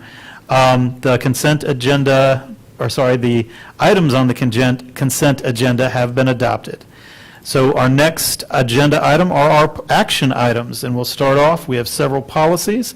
We'll start with Board Policy 7511, Annual Leave on First Reading. All right, good evening, Dr. Matilla. Good evening, Chair Hagerty, members of the board, Superintendent Taylor. Tonight I'm bringing 4 personnel policies for first reading, all of which were discussed at the March 12th, 2024 Policy Committee meeting. I will present and ask for them individually. So Policy 7511, Annual Leave. This is a new policy that summarizes the annual leave section of the DPI benefits manual and portions of our old policy manual, 2280, 3800, and 4800.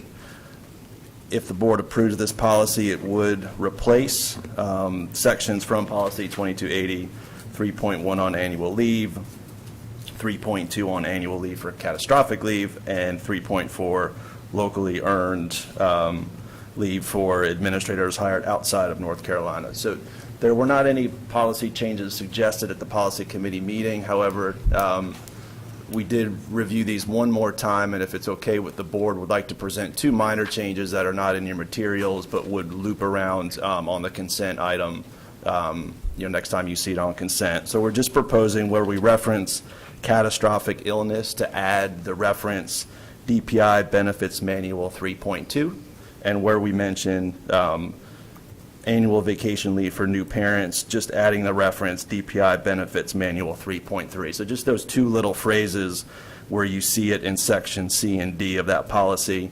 And again, this is just to provide some additional clarity for our employees if they want to reference that DPI Benefits Manual. Apologize for not getting that to you during policy committee, but we always take one last look. If the board would approve, I'm requesting approval tonight for first read of policy 7511. Chair Hagerty, I make a motion that we approve this for first reading, knowing that the upcoming amended changes will be coming on second reading for consent. Thank you, Ms. Mahaffey. We have a motion from Committee Chair Mahaffey, a second from Mr. Hershey. Are there any discussions, any questions? If not, all in favor of adoption of the policy on first reading, please signify by saying aye. Aye. Any opposed? All right, thank you, Dr. Matillo. Next one up. Yes, sir. Policy 7212, which is our sick leave policy. Again, this is to summarize the DPI benefits manual and portions of 2280. We don't have an existing separate sick leave policy. So once given approval, it would replace sections 4.1 and 4.2 of the old policy manual on 2280. And just as a reminder for the board, some of these new policies that we're bringing is really to help add clarity for employees. We had a very large, long leave policy that was less accessible to employees. So by breaking these out individually, they'll be able to search better and get the information that they need. So bringing, again, your approval tonight of policy 7512 for sick leave.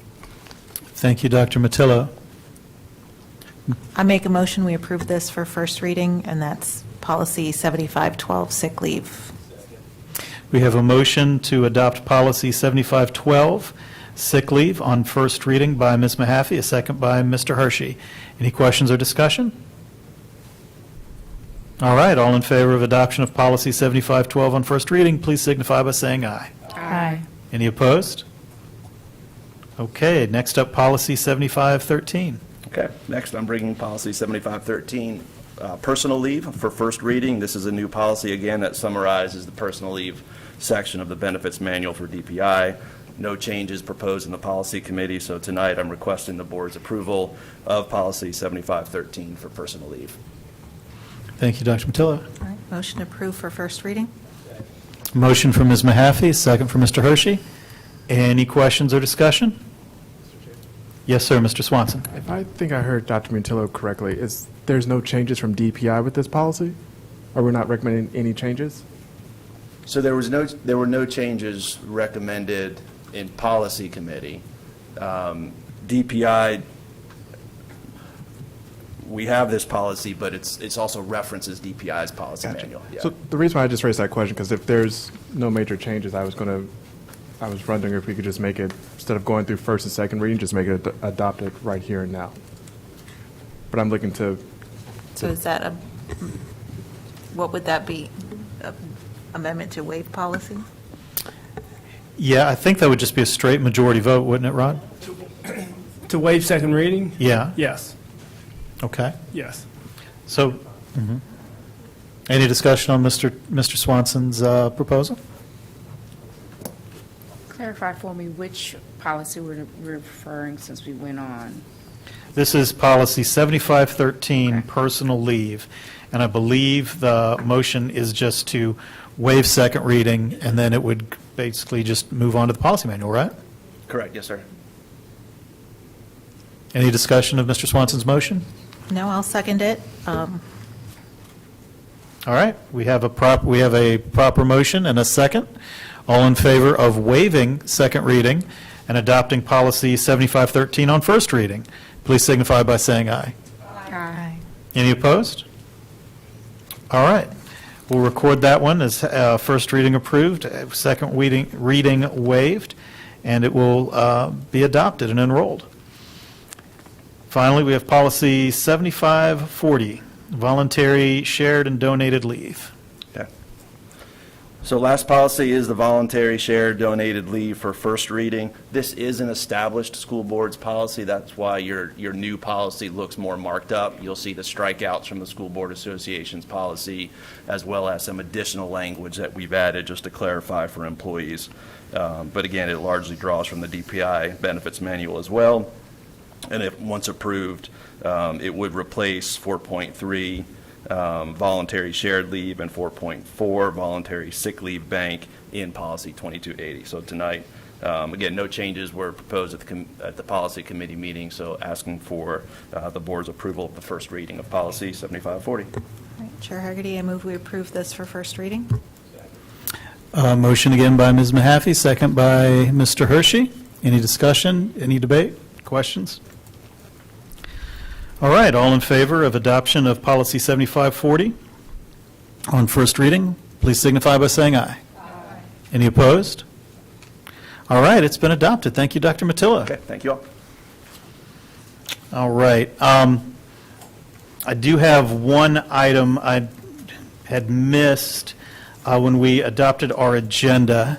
I'd like the board to entertain a motion to amend our closed session agenda to include an item on legal advice, if you all approve. So moved. Second. I mean, you could always say no, but we do have a motion from Ms. Edmonds and a second from Vice Chair Johnson-Hostler. All in favor of amending the agenda to add the item to our closed session agenda, please signify by saying aye. Aye. Any opposed? All right, thank you. And again, apologies for my oversight. The next item that we have on our agenda is our 2024 legislative agenda. So if you pull that up, I don't know if we'll be able to project it up on the screen or not, but every member should have a copy of this available to them via Assembly.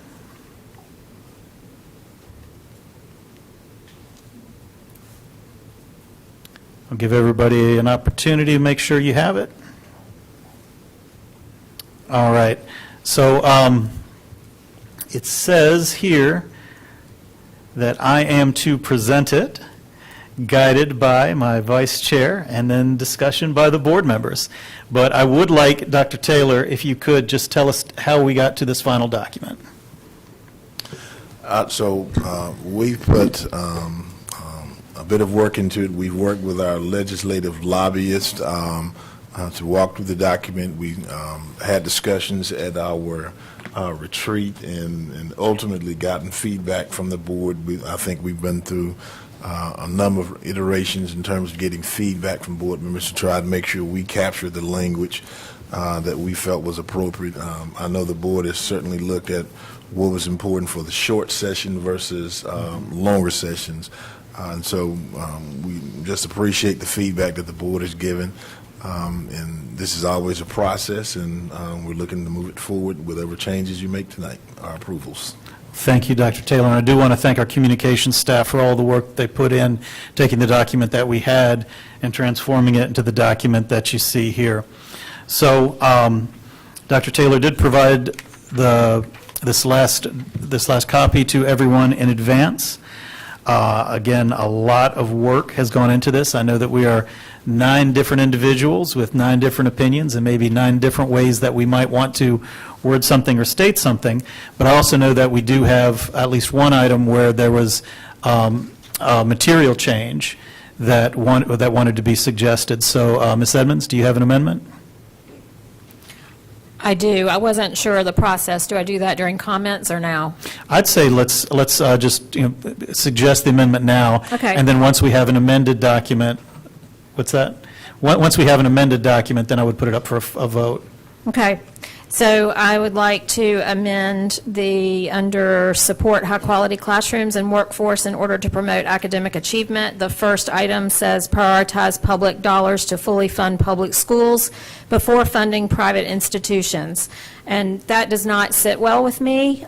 We discussed this in the board retreat, as we are not, as a district, adopting a resolution or have yet made any opposition statement or statement in opposition to funding of private school vouchers with state dollars. I would like to change that wording to say, prioritize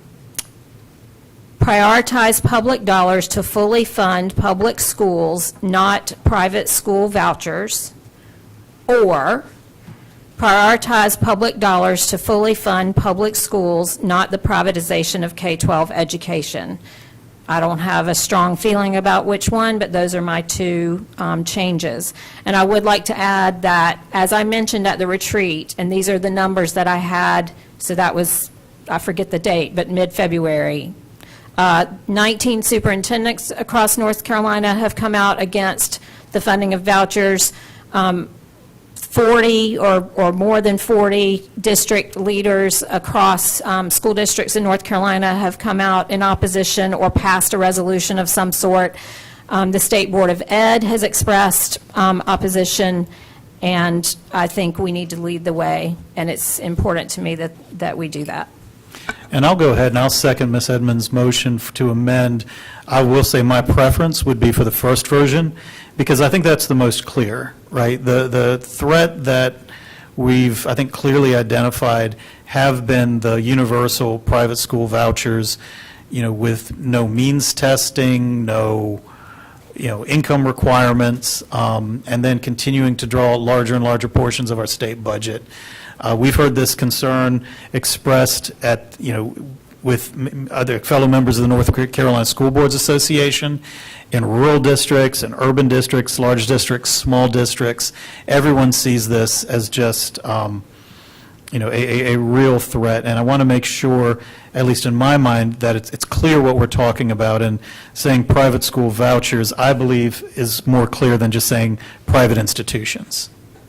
So that would, of the two choices, that would be my suggestion.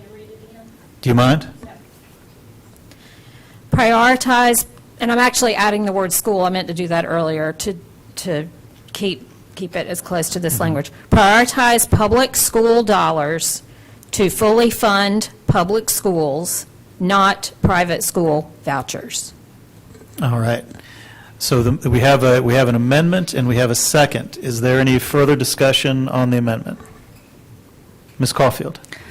I'm actually not in favor of that decision. I understand that we are divided on this, and it's not that I want any of our funds to go to private institutions. I would hope that we would make all the accommodations and changes that, are asked of us of people that we don't actually fulfill at this time. But before funding private institutions is really saying how to prioritize your money.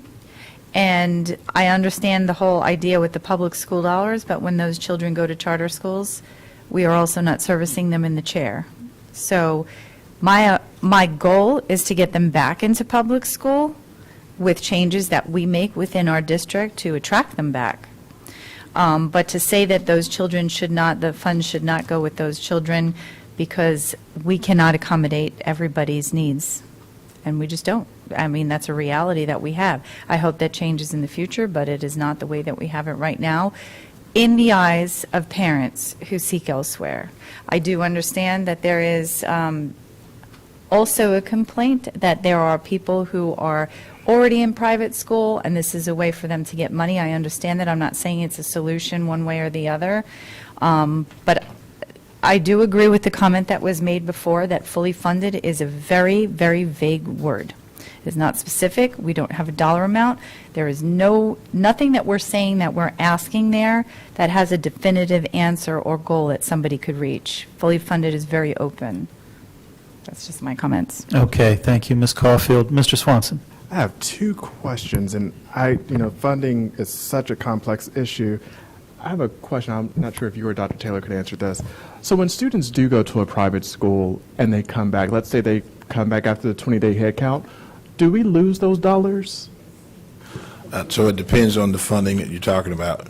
With state dollars, we do not recoup those funds. With the local funding that we do send to charter schools, we pay that on a monthly basis, and so if a student does return, then we discontinue the pay for that student. But the public dollars or the state dollars, we do not get back. So even if they were to come back, we've lost money? Absolutely. And I can't remember the number, Ms. Edmonds, that you recalled. What was the number that Wake County could potentially get from the state? I'm sorry, Mr. Chair. No, you had said two questions, and so. I was trying to get her answer. That's the question. Ms. Edmonds, would you like to respond? Thank you. This is specifically if the legislature would fully fund the Leandro Comprehensive Remedial Plan.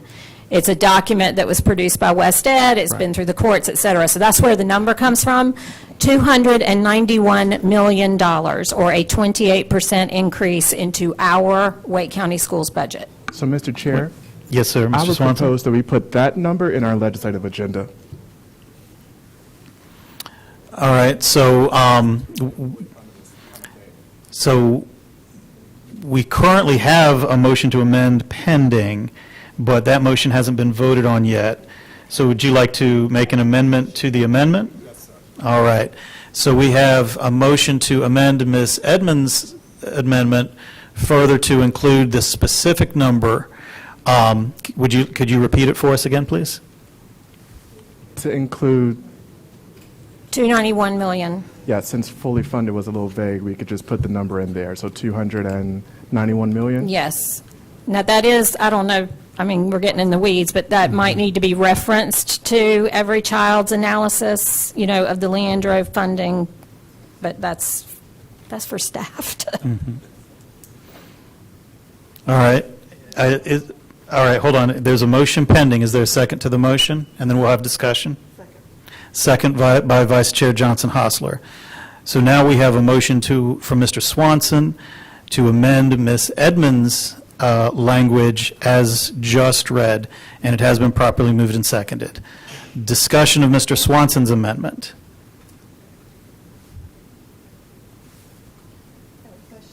Go ahead.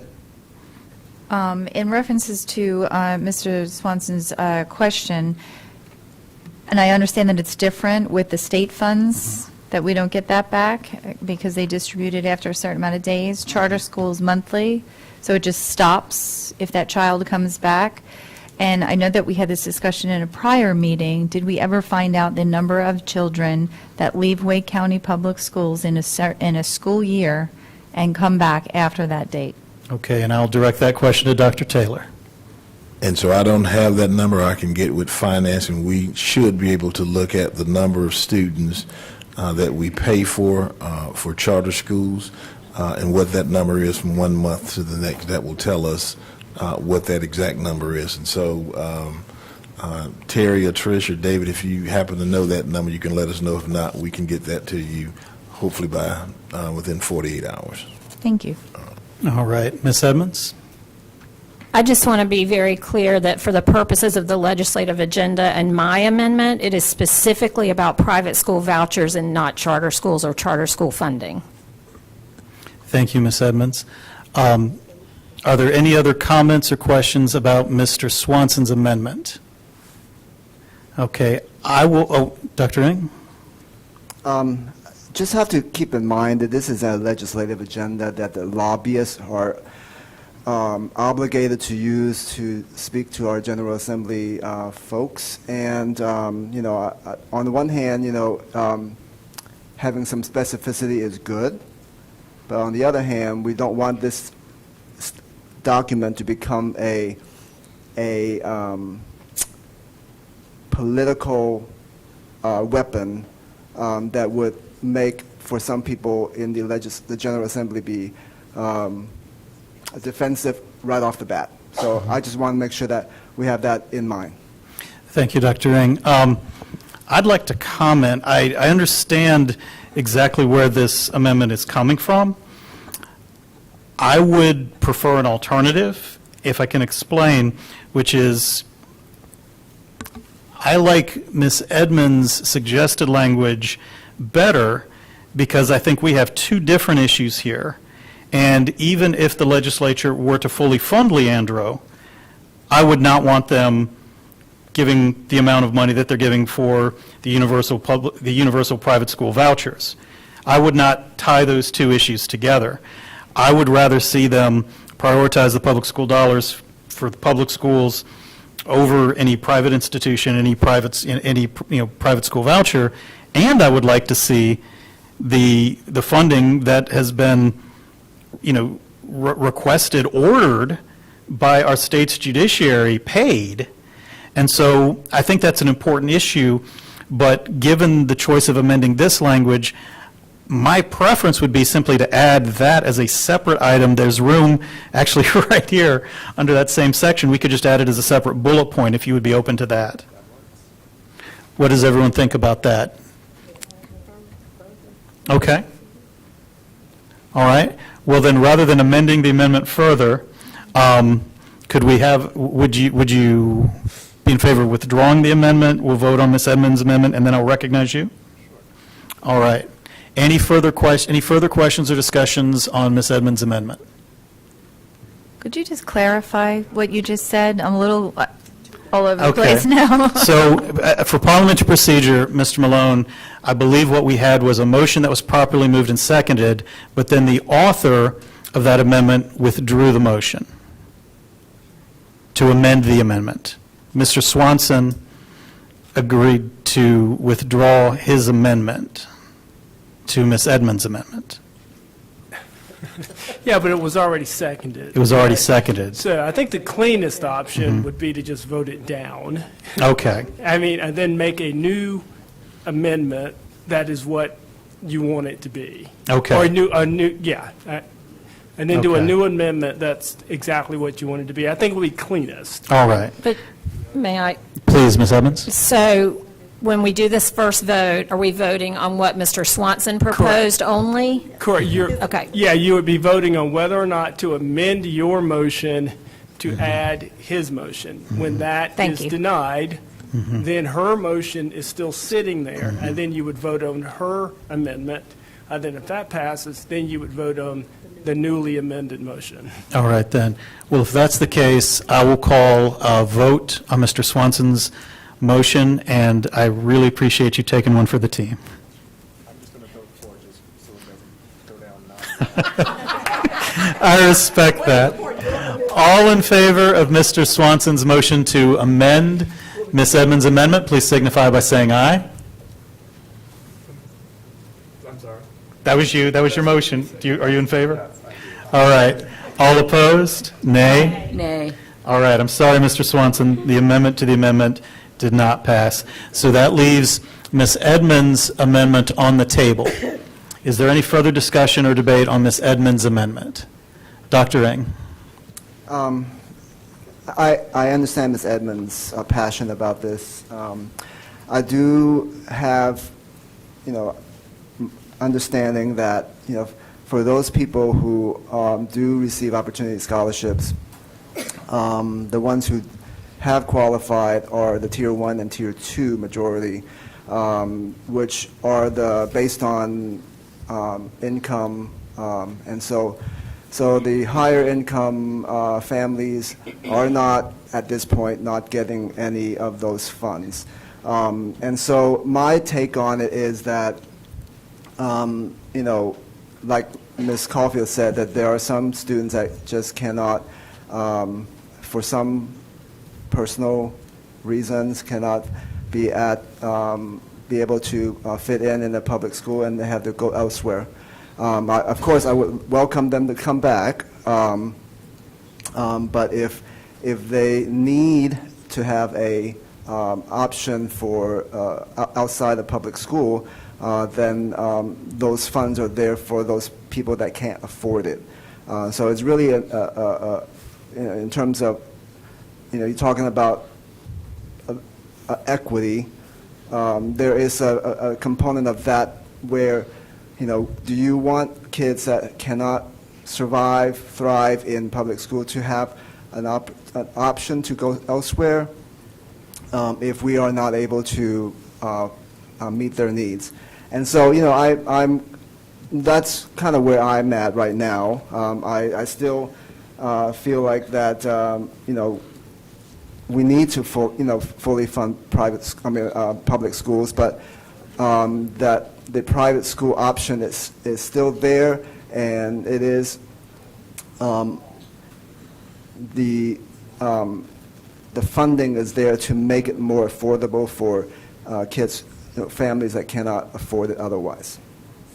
Thank you, Dr. Eng. We have a few other people I know that would wish to speak. Ms. Mahaffey and then Mr. Hershey. Since we're getting into a philosophical argument on private school vouchers, as someone who taught in a private school, I feel like I can weigh in on this. In a public school, it is publicly funded. It is publicly governed, and there is public accountability, which is why we're having this meeting right now, which is why it's live streamed, which is why the minutes are tallied, which is why the agenda was posted early on. In private school, it is privately governed. It is privately accountable. There are no accountability measures for those private schools currently as the Opportunity Scholarship exists. And as a taxpayer, I philosophically do not want my public dollars going to a school in which there is no accountability to those dollars. And so I would, I was fine with the language that we had before. I understand Ms. Edmonds' passion, and if we're choosing this, I prefer to use the language that is currently on the table. Thank you, Ms. Mahaffey. Mr. Hershey and then Ms. Rice. Just very quickly, I said it before, and I will say it more respectfully and politely this time. I would just encourage everyone to remember that we are a board of the Wake County Public School System, and that we are here to represent the interests of Wake County Public Schools, and that has nothing to do with private schools at all. If I was on a private school board, I would probably have the opposite opinion, but I am not. I was elected to serve a public school board, and so when you think about the legislative agenda, you may not agree with everything on it, but this is our role as a public school board member. Thank you. Thank you, Mr. Hershey. Ms. Rice. Well, I think Mr. Hershey was over here reading my notes, because that's this very sentiment of my comment. I was appointed to be a part of a public school board, and as someone whose district probably serves the most opportunity youth, since we want to use those languages, I know that our students would benefit mostly from what we do here in our public school within our district. I am, like Ms. McHaffey, aware of private schools or the charter school processes and things of that nature, and it is oftentimes, for one, I'll say segregated. I think this board district experienced the information of that many years ago, in 08, 09, in reference to when we look at our state as a whole in reference to these types of schools, we find there is major segregation within those schools, and therefore funding also is still not appropriately dispersed amongst schools. And there's still high needs within those schools. I think that Wake has improvement, so I'm not going to sit here and say that there are no improvements that we don't need to make to continue to attract us, but I am deeply concerned with my colleagues who desire to weigh a balance around where to send funding or language for a district that is specifically for public schools. Like Mr. Hershey, then perhaps we need to be sitting on a different board if you desire to share or partake in funding something that does not effectively help the board that you sworn in to support. Thank you, Ms. Rice. Sure, Dr. Taylor. Okay. Just for content purposes on the opportunity scholarships, and I do feel that the board needs to know this, it came out in the discussion that superintendents had today, but with the current iteration of opportunity scholarships, and that has been exhausted by request, that 55% of those requests were from parents, families that would have before been disqualified because their income was too high. And they are looking at possibly increasing funding by another $300 to $400 million. And so just to add that as context, that it really does impact what happens to public school funding. Thank you, Dr. Taylor. Yes, Ms. Rice and then Ms. Edmonds. I apologize, and thank you. That was the numbers and data that I was looking at, but I do want to remind for the public to understand, for educational purposes, for families who are of low income, who are receiving these vouchers, it does not help you on your tax returns. It helps a particular group of people, which is what Dr. Taylor just pointed out. So please, families, be mindful as you're running to utilize what you believe to be an opportunity.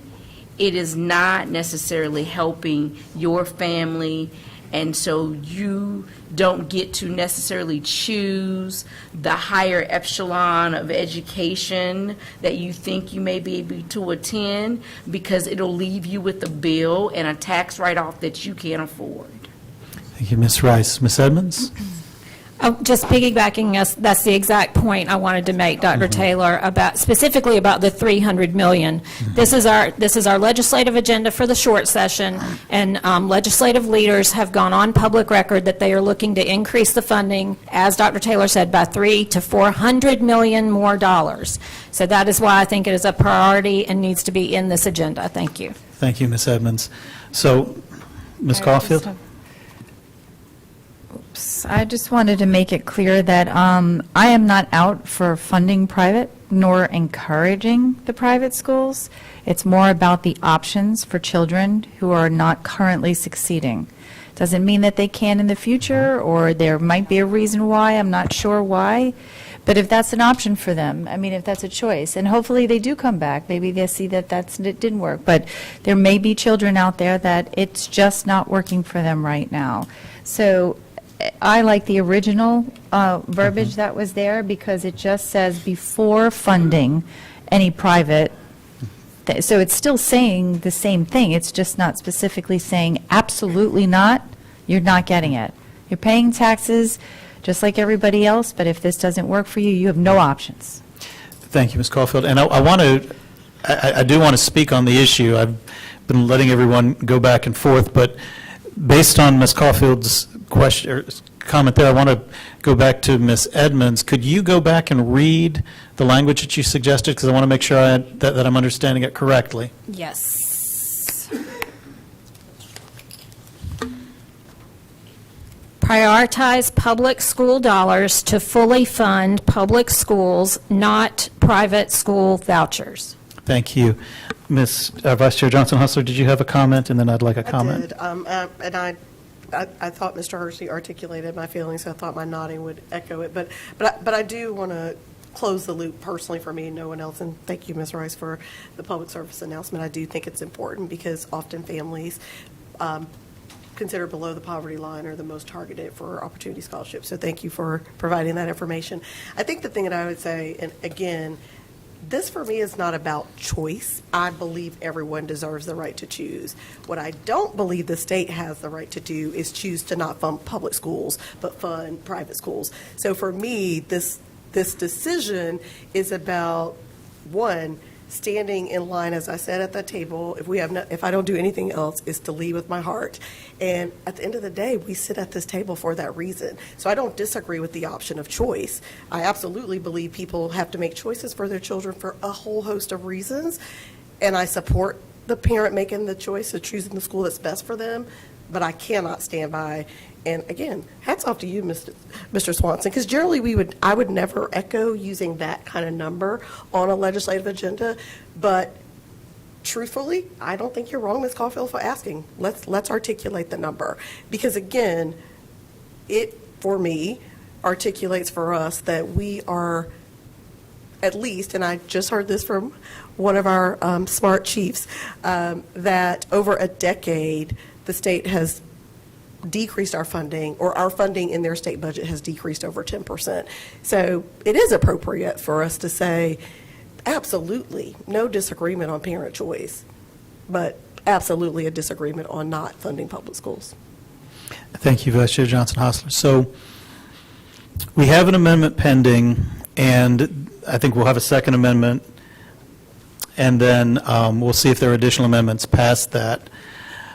I do want to really make sure that everyone around the board table feels, that they've been heard, and I want to acknowledge what everyone has said. And again, how you choose to vote on the amendments is your own choice, and how you choose to vote on the agenda is your own choice. But I do want to say that, I do support the amendment, and I want to make a couple things clear. I heard Dr. Ng's concerns, and I think there's validity to that, because we will not have an effective legislative agenda if it is seen as combative, if it is seen as, very aggressive or insulting to the legislature. And I think that's a very valid point. And, I've worked in this field, Vice Chair Johnson-Hostler has worked in this field, and I think we would agree. But I will say that I believe Ms. Edmonds has done a very good job of crafting language that is respectful, It does not throw bombs. And I think it brings more clarity than if we just simply said public institutions. I think the legislators, let's just be honest, y'all, they know that we oppose the program, so I don't think that we're going to shock or offend anybody by just very respectfully and plainly stating that opposition. But even beyond that, I think the language here, to Vice Chair Johnson-Hostler's point, is that I don't think, Ms. Caulfield, that we're saying that we're absolutely opposed to it, but we've chosen to use this language of prioritize. And I think that is significant. And I know, again, we have 9 different opinions, and everyone's not going to see their preference in the language reflected exactly as they would want it. But I did want to make this point that I think this is a very reasonable, very, responsible way to bring this issue forward. And I think there won't be any surprises to anyone who reads this, to hear us state this the way that it's been stated here. So with that, I'd like to call a vote. We can do a voice vote, or if you want, we can do a roll call vote on Ms. Edmonds' amendment. Voice vote, all right. All in favor of Ms. Edmonds' amendment, please signify by saying aye. Aye. Any opposed? Nay. All right, I record 7 in favor, 2 opposed. All right, just making sure, giving everybody a chance to make sure that the vote's been recorded accurately. All right. So then, Mr. Swanson, you had expressed interest in including some language about the Leandra decision, and I think it would fit best there under the support high-quality classrooms? Yes. All right. Do you have suggested language? I do not. I was looking to the, just whisper that. He did just whisper, and I was like, I need a list of paper so I can articulate it just that way. All right. Ms. Edmonds, if we may borrow something, I will turn it over to our Vice Chair, Ms. Johnson-Hostler, to make a suggested amendment. Absolutely. Yes, let me look at this and see. It's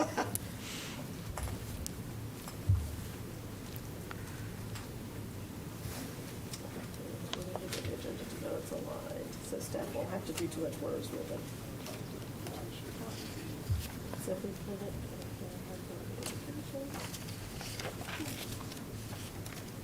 Yeah, then I think we can say thank you, Melissa and Chair Haggerty. I think it's appropriate for us to say fully fund Wake County Public, or I'm trying to we say WCPSS. So I would say fully fund WCPSS to serve every child at $291 million. I don't think I would add much more to it. Yes, additional. Thank you for that clarification. Thank you for that clarification. So could you restate that? Maybe. Okay. How about we put the amount I was about after to the say. fully fund and then the 2 at the end? I don't Is remember this what an it says. addition? This would be line 4? Yes, this would follow, you'd see those 3 bullet points, and then we would add a 4th point in that white space right underneath it.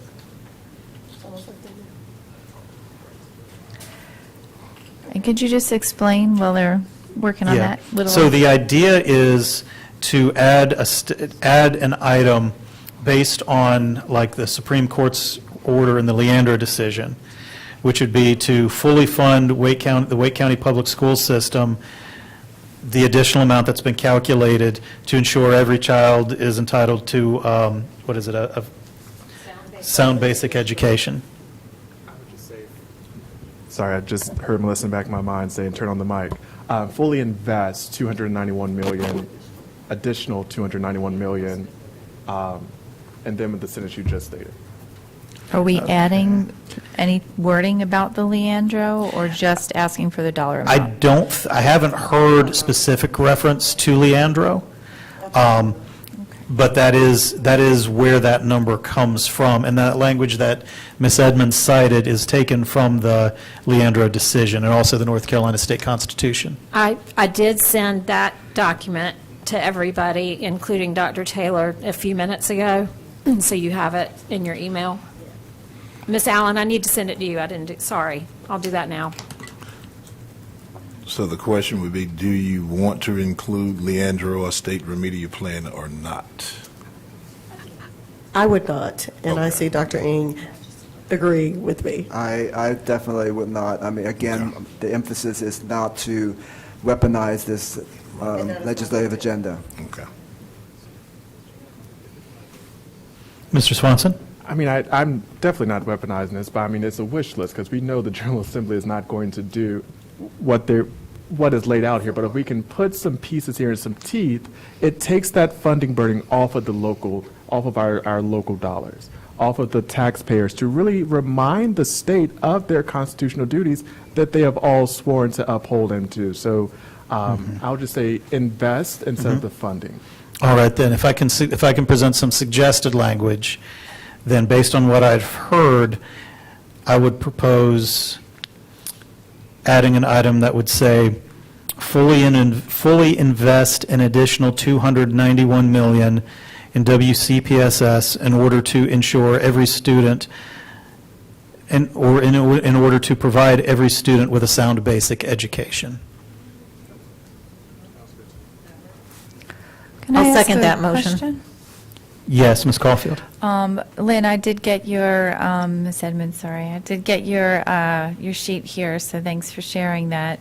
Unless I am reading past it too fast, I see that there's more teacher assistance, textbooks, instructional materials, professional development, but there's no reference to salary. Is that not part of it? To increase the teacher pay? Their positions. Just the positions? Yes. Okay. All right. Yep. Thank So I heard a second from Ms. Mahaffey. Is there any discussion on the proposed amendment regarding the additional funding? Ms. Mahaffey? I mean, if this works, the conversation we had in the work session will be a lot easier. Thank you. Dr. Ng? I'm fine with the specificity of a dollar amount. I just want to be clear. I just did not want to mention Leandro specifically. And again, I think that gets back to your other point about how we make the document as effective as possible.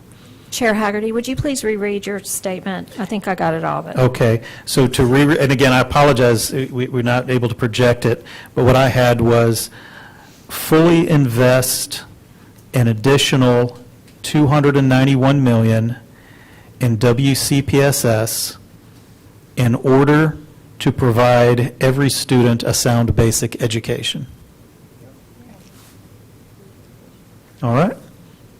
All in favor of the amendment, please signify by saying aye. Aye. Any opposed? All right, then. I was just going, who made the motion? We'll give it to Mr. Swanson since it was. Okay, I was just making sure that, okay, perfect, thank you. Thank you. 10 of us to come up with the ID. All right, then. At this point, is there any other discussion? Mr. Hershey? Are we on to other parts of the legislative agenda? We are. Okay, so I'd like to put out one item that I'd like to have a change in. It's on the first page. It's the aligned school calendars with, and I would rather us, and because I'm seeing more action, if people aren't following, Carteret County is on the coast, and they are challenging the school calendar law, and I would like us to change our language a little bit, just to say, permit local school calendar flexibility in order to align, and then with community college calendars, because we want them to give us the flexibility to do so. It's a small change, but I also want to recognize what another school district is doing, and I wholeheartedly support their approach to challenging it based on the state constitution. And I don't want to redo the whole thing to support that right now, but just a slight modification. Okay. I can read it again if need be. Yeah, I think I got it, but this way we'll have it, very specific language. Go ahead. Permit school law calendar flexibility. Ooh, that's not what you said the first time. What did I say? Yeah. You said permit, I think you said permit. I'm sorry, permit local school calendar flexibility. Yeah. I'm reading my words. Permit local school calendar flexibility in order to align with. So I'm just changing a couple words in there. Okay, is there a second? I make a motion that we do that. I figured Sorry. if you're I just wanted second Rod not suggesting to it. get mad at me. All right, a second by I heard Ms. Mahaffey. All right, any discussion?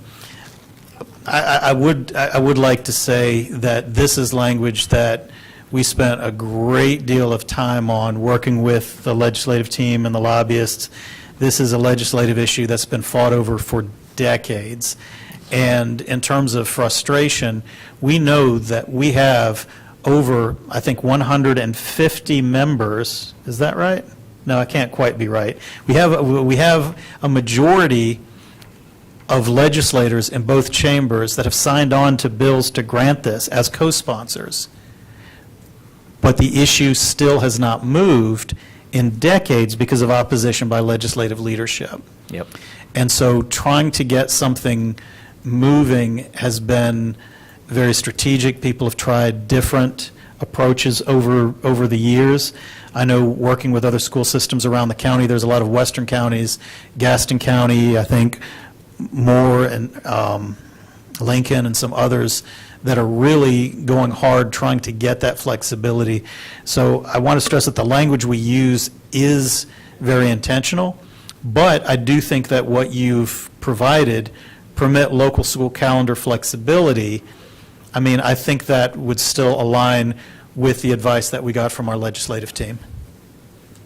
And if I could just follow, just so people are aware, or as we talked about private schools earlier, they all get to start and do start on August 15th, so they start early August, and our charter school friends get to start whenever they want. So this would match the flexibility that they have as well. Okay. Any other comments? Dr. Ing? I do like the change in the language, just because it puts it all, the more of the control over us rather than we are following the community college calendar. Mm-hmm. Thank you. Any other comments? All right, then. All in favor of Mr. Hershey's amendment to change the language to say permit local school calendar flexibility in order to align local school calendars, et cetera, please signify by saying aye. Aye. Any opposed? All right. Thank you. Are we ready for a vote on the agenda? Are we not going to the backside? Oh, well, I mean, we've that, yeah, I mean, it's open for any other discussion. Is there any? I know that we had worked on this, and we had talked about a lot of different things, so when I was looking over it, I was wondering, in the first column, I would assume it would go, we do mention the fact that our teachers freeze, and I know that this has come up many times, but they do freeze at the 15 and, was it 25 year? I would love to have some literature in there that we could support those teachers to remove that freeze. In terms of the step increases? Yeah. All right.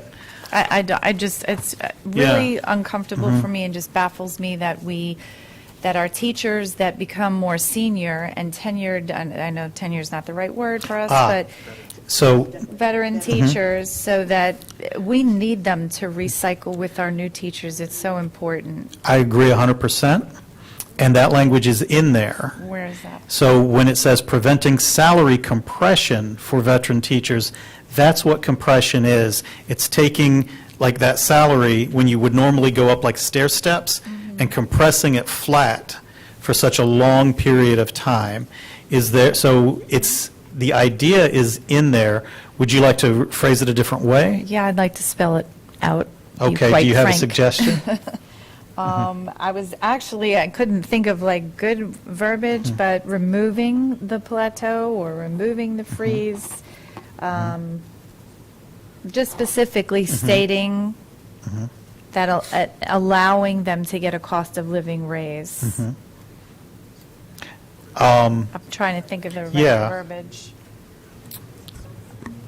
And in Well, how about this? referencing our why, that it helps us retain our valued veteran teachers. So how about this? I know the salary compression phrase is something many of them will know, but for those that don't, for people in the public, how about if we said, and preventing salary compression by, and then ensuring equitable steps in salary structure or something there for veteran teachers. We just put like a by and then explain what it is, if someone has good language about that. Ms. Mahaffey? Yeah, I was just thinking, and I'm going to need help on the figures, but after salary compression for veteran teachers who no longer see salary steps at year after year, why am I not thinking, 18? Yeah, thank you. Okay, and and preventing salary compression by, it's tricky because like we don't want to look at the double negative or the. So my thought was to kind of make it an explanatory comma, and I was not an English teacher, so my apologies to Dr. Crane for the run-on sentence. Okay. But to then maybe put a dash or a hyphen after veteran teachers, and then just, as Ms. Caulfield is saying, spell it out, who do not see salary step increases after year. I think, defer to my colleagues who are getting it. All right, we do have some hands up, so I'll ask Ms. Edmonds and then we'll ask Dr. Ng. I'm in support of this. I just want to know, do we need to be careful, because if they stay, they do go up a step at year 25 or something like that, so I don't want to. We want to be accurate. That's what we were trying to frame. Yeah. Dr. Ng? I don't want to say after year, 15, and then they take away that 25-year step or something. That's why I Could we? 15 to 24 was necessary to articulate. That's where it's stagnant is the word that I found. So. Dr. Could we Ng? say some? Hold on one second. Yeah. Dr. Ng, please. I was just thinking that, instead of saying after the health coverage, comma, and rewarding veteran teachers by such and such and such. I mean, I don't know. It's just a, something like that. Okay, I've been informed that we are getting, staff will provide us with the exact steps so that we can get that accurate. Ms. Caulfield? I was just thinking if we could add the word or the phrase, by ensuring continuous step increases for all years, including veteran teachers. I like that. Say again, and where would you start? Health coverage and preventing salary compression by ensuring continuous step increases for all years, including veteran teachers. By It's not really ensuring- being specific. Yeah, no, I think that's good. By ensuring did you say continuous? Continuous rules? step increases for all years, including veteran teachers. Including veteran teachers. Yeah. Okay. Teachers do get it. Sorry. All right, so I just want to read it back, and then Vice Chair Johnson-Hostler. So it would say, and preventing salary compression by ensuring continual step increases for all teachers, including veteran teachers. Vice Chair Johnson-Hostler. So I'm trying to, my computer's about to die, so it's being very slow. It's in addendum 1. So veteran teachers after step 24 do get the increase. So I think it's important to articulate the years that the steps are stagnant, which my computer's slow, but I think it's 15 to 24, but we can I'm trying to pull it up. It's in our addendum. It tells us when the steps stop or become stagnant. So I had for all years, not teachers, but I mean, we could play with that word, but I felt that kind of left it open for, it doesn't matter what year it is or what Yeah. step, they'll just continuously keep going. So I do think either would work, either a more general or a more specific, just depending on, the preferences around the table. Chair Hagerty. Oh, I think I'm if we sorry. go with Ms. Caulfield's suggestion, we just have to make sure that our lobbying team has those exact years so that they can point to it specifically when they're asked, what does this mean? Okay, what do you all think about that? We good? Do I have to make a motion? All right, please. I'd like to make a motion to make the amendment adding by ensuring continuous step increases for all years, including veteran teachers. All right, is there a second? Second. Second by Ms. Rice. All in favor of Ms. Caulfield's amendment, please signify by saying aye. Aye. Any opposed? All right. Any other discussion of the legislative agenda? Again, we've got, now with the addition, 19 items here, and I know everyone's put a lot of work into this. All right, well, if there's no further discussion, then I will entertain a motion for adoption of the agenda. So moved. Second. I'm sorry, who was the second? Okay. Motion by Vice Chair Johnson-Hostler, second by Ms. Rice. All in favor of adoption of the proposed 2024 short session legislative agenda, please signify by saying aye. Aye. Any opposed? All right, thank you. And so now we are at the point in our program where I would entertain a motion to go into closed sessions for the reasons stated in your assembly agenda. So moved. Second. We have a motion from Mr. Swanson, a second from Ms. Mahaffey. All in favor of moving into closed session? Does that include the item that you added? Because I don't know if that's in Assembly. I don't know how quickly Assembly gets updated. Well, all right, so in order to address the issue that Mr. Malone has brought up, what I would do is I would entertain a motion to move into closed session to consider confidential personnel information protected under GS 143, 31811, A6, and 115C319, and to consult with the Board of Education attorney and preserve attorney-client privilege for legal advice as provided in General Statute 143, 31811, A3, and to consult with an attorney employed or retained by the board in order to preserve the attorney-client privilege between the attorney and the board, and to consult with and instruct board staff or negotiating agents concerning the position to be taken by or on behalf of the board on the particulars of the acquisition of the real property interests of PH2 Stevenson Road, Thriftwood Drive, Dairy Down Lane, Smith Road, public infrastructure improvements related to the Felton Grove High School site, and to receive the board's instructions as to the position to be taken on behalf of the board in negotiations in relation thereto. I see nodding. Is there? Motion. So moved by Vice Chair Johnson-Hostler, second by Ms. Caulfield.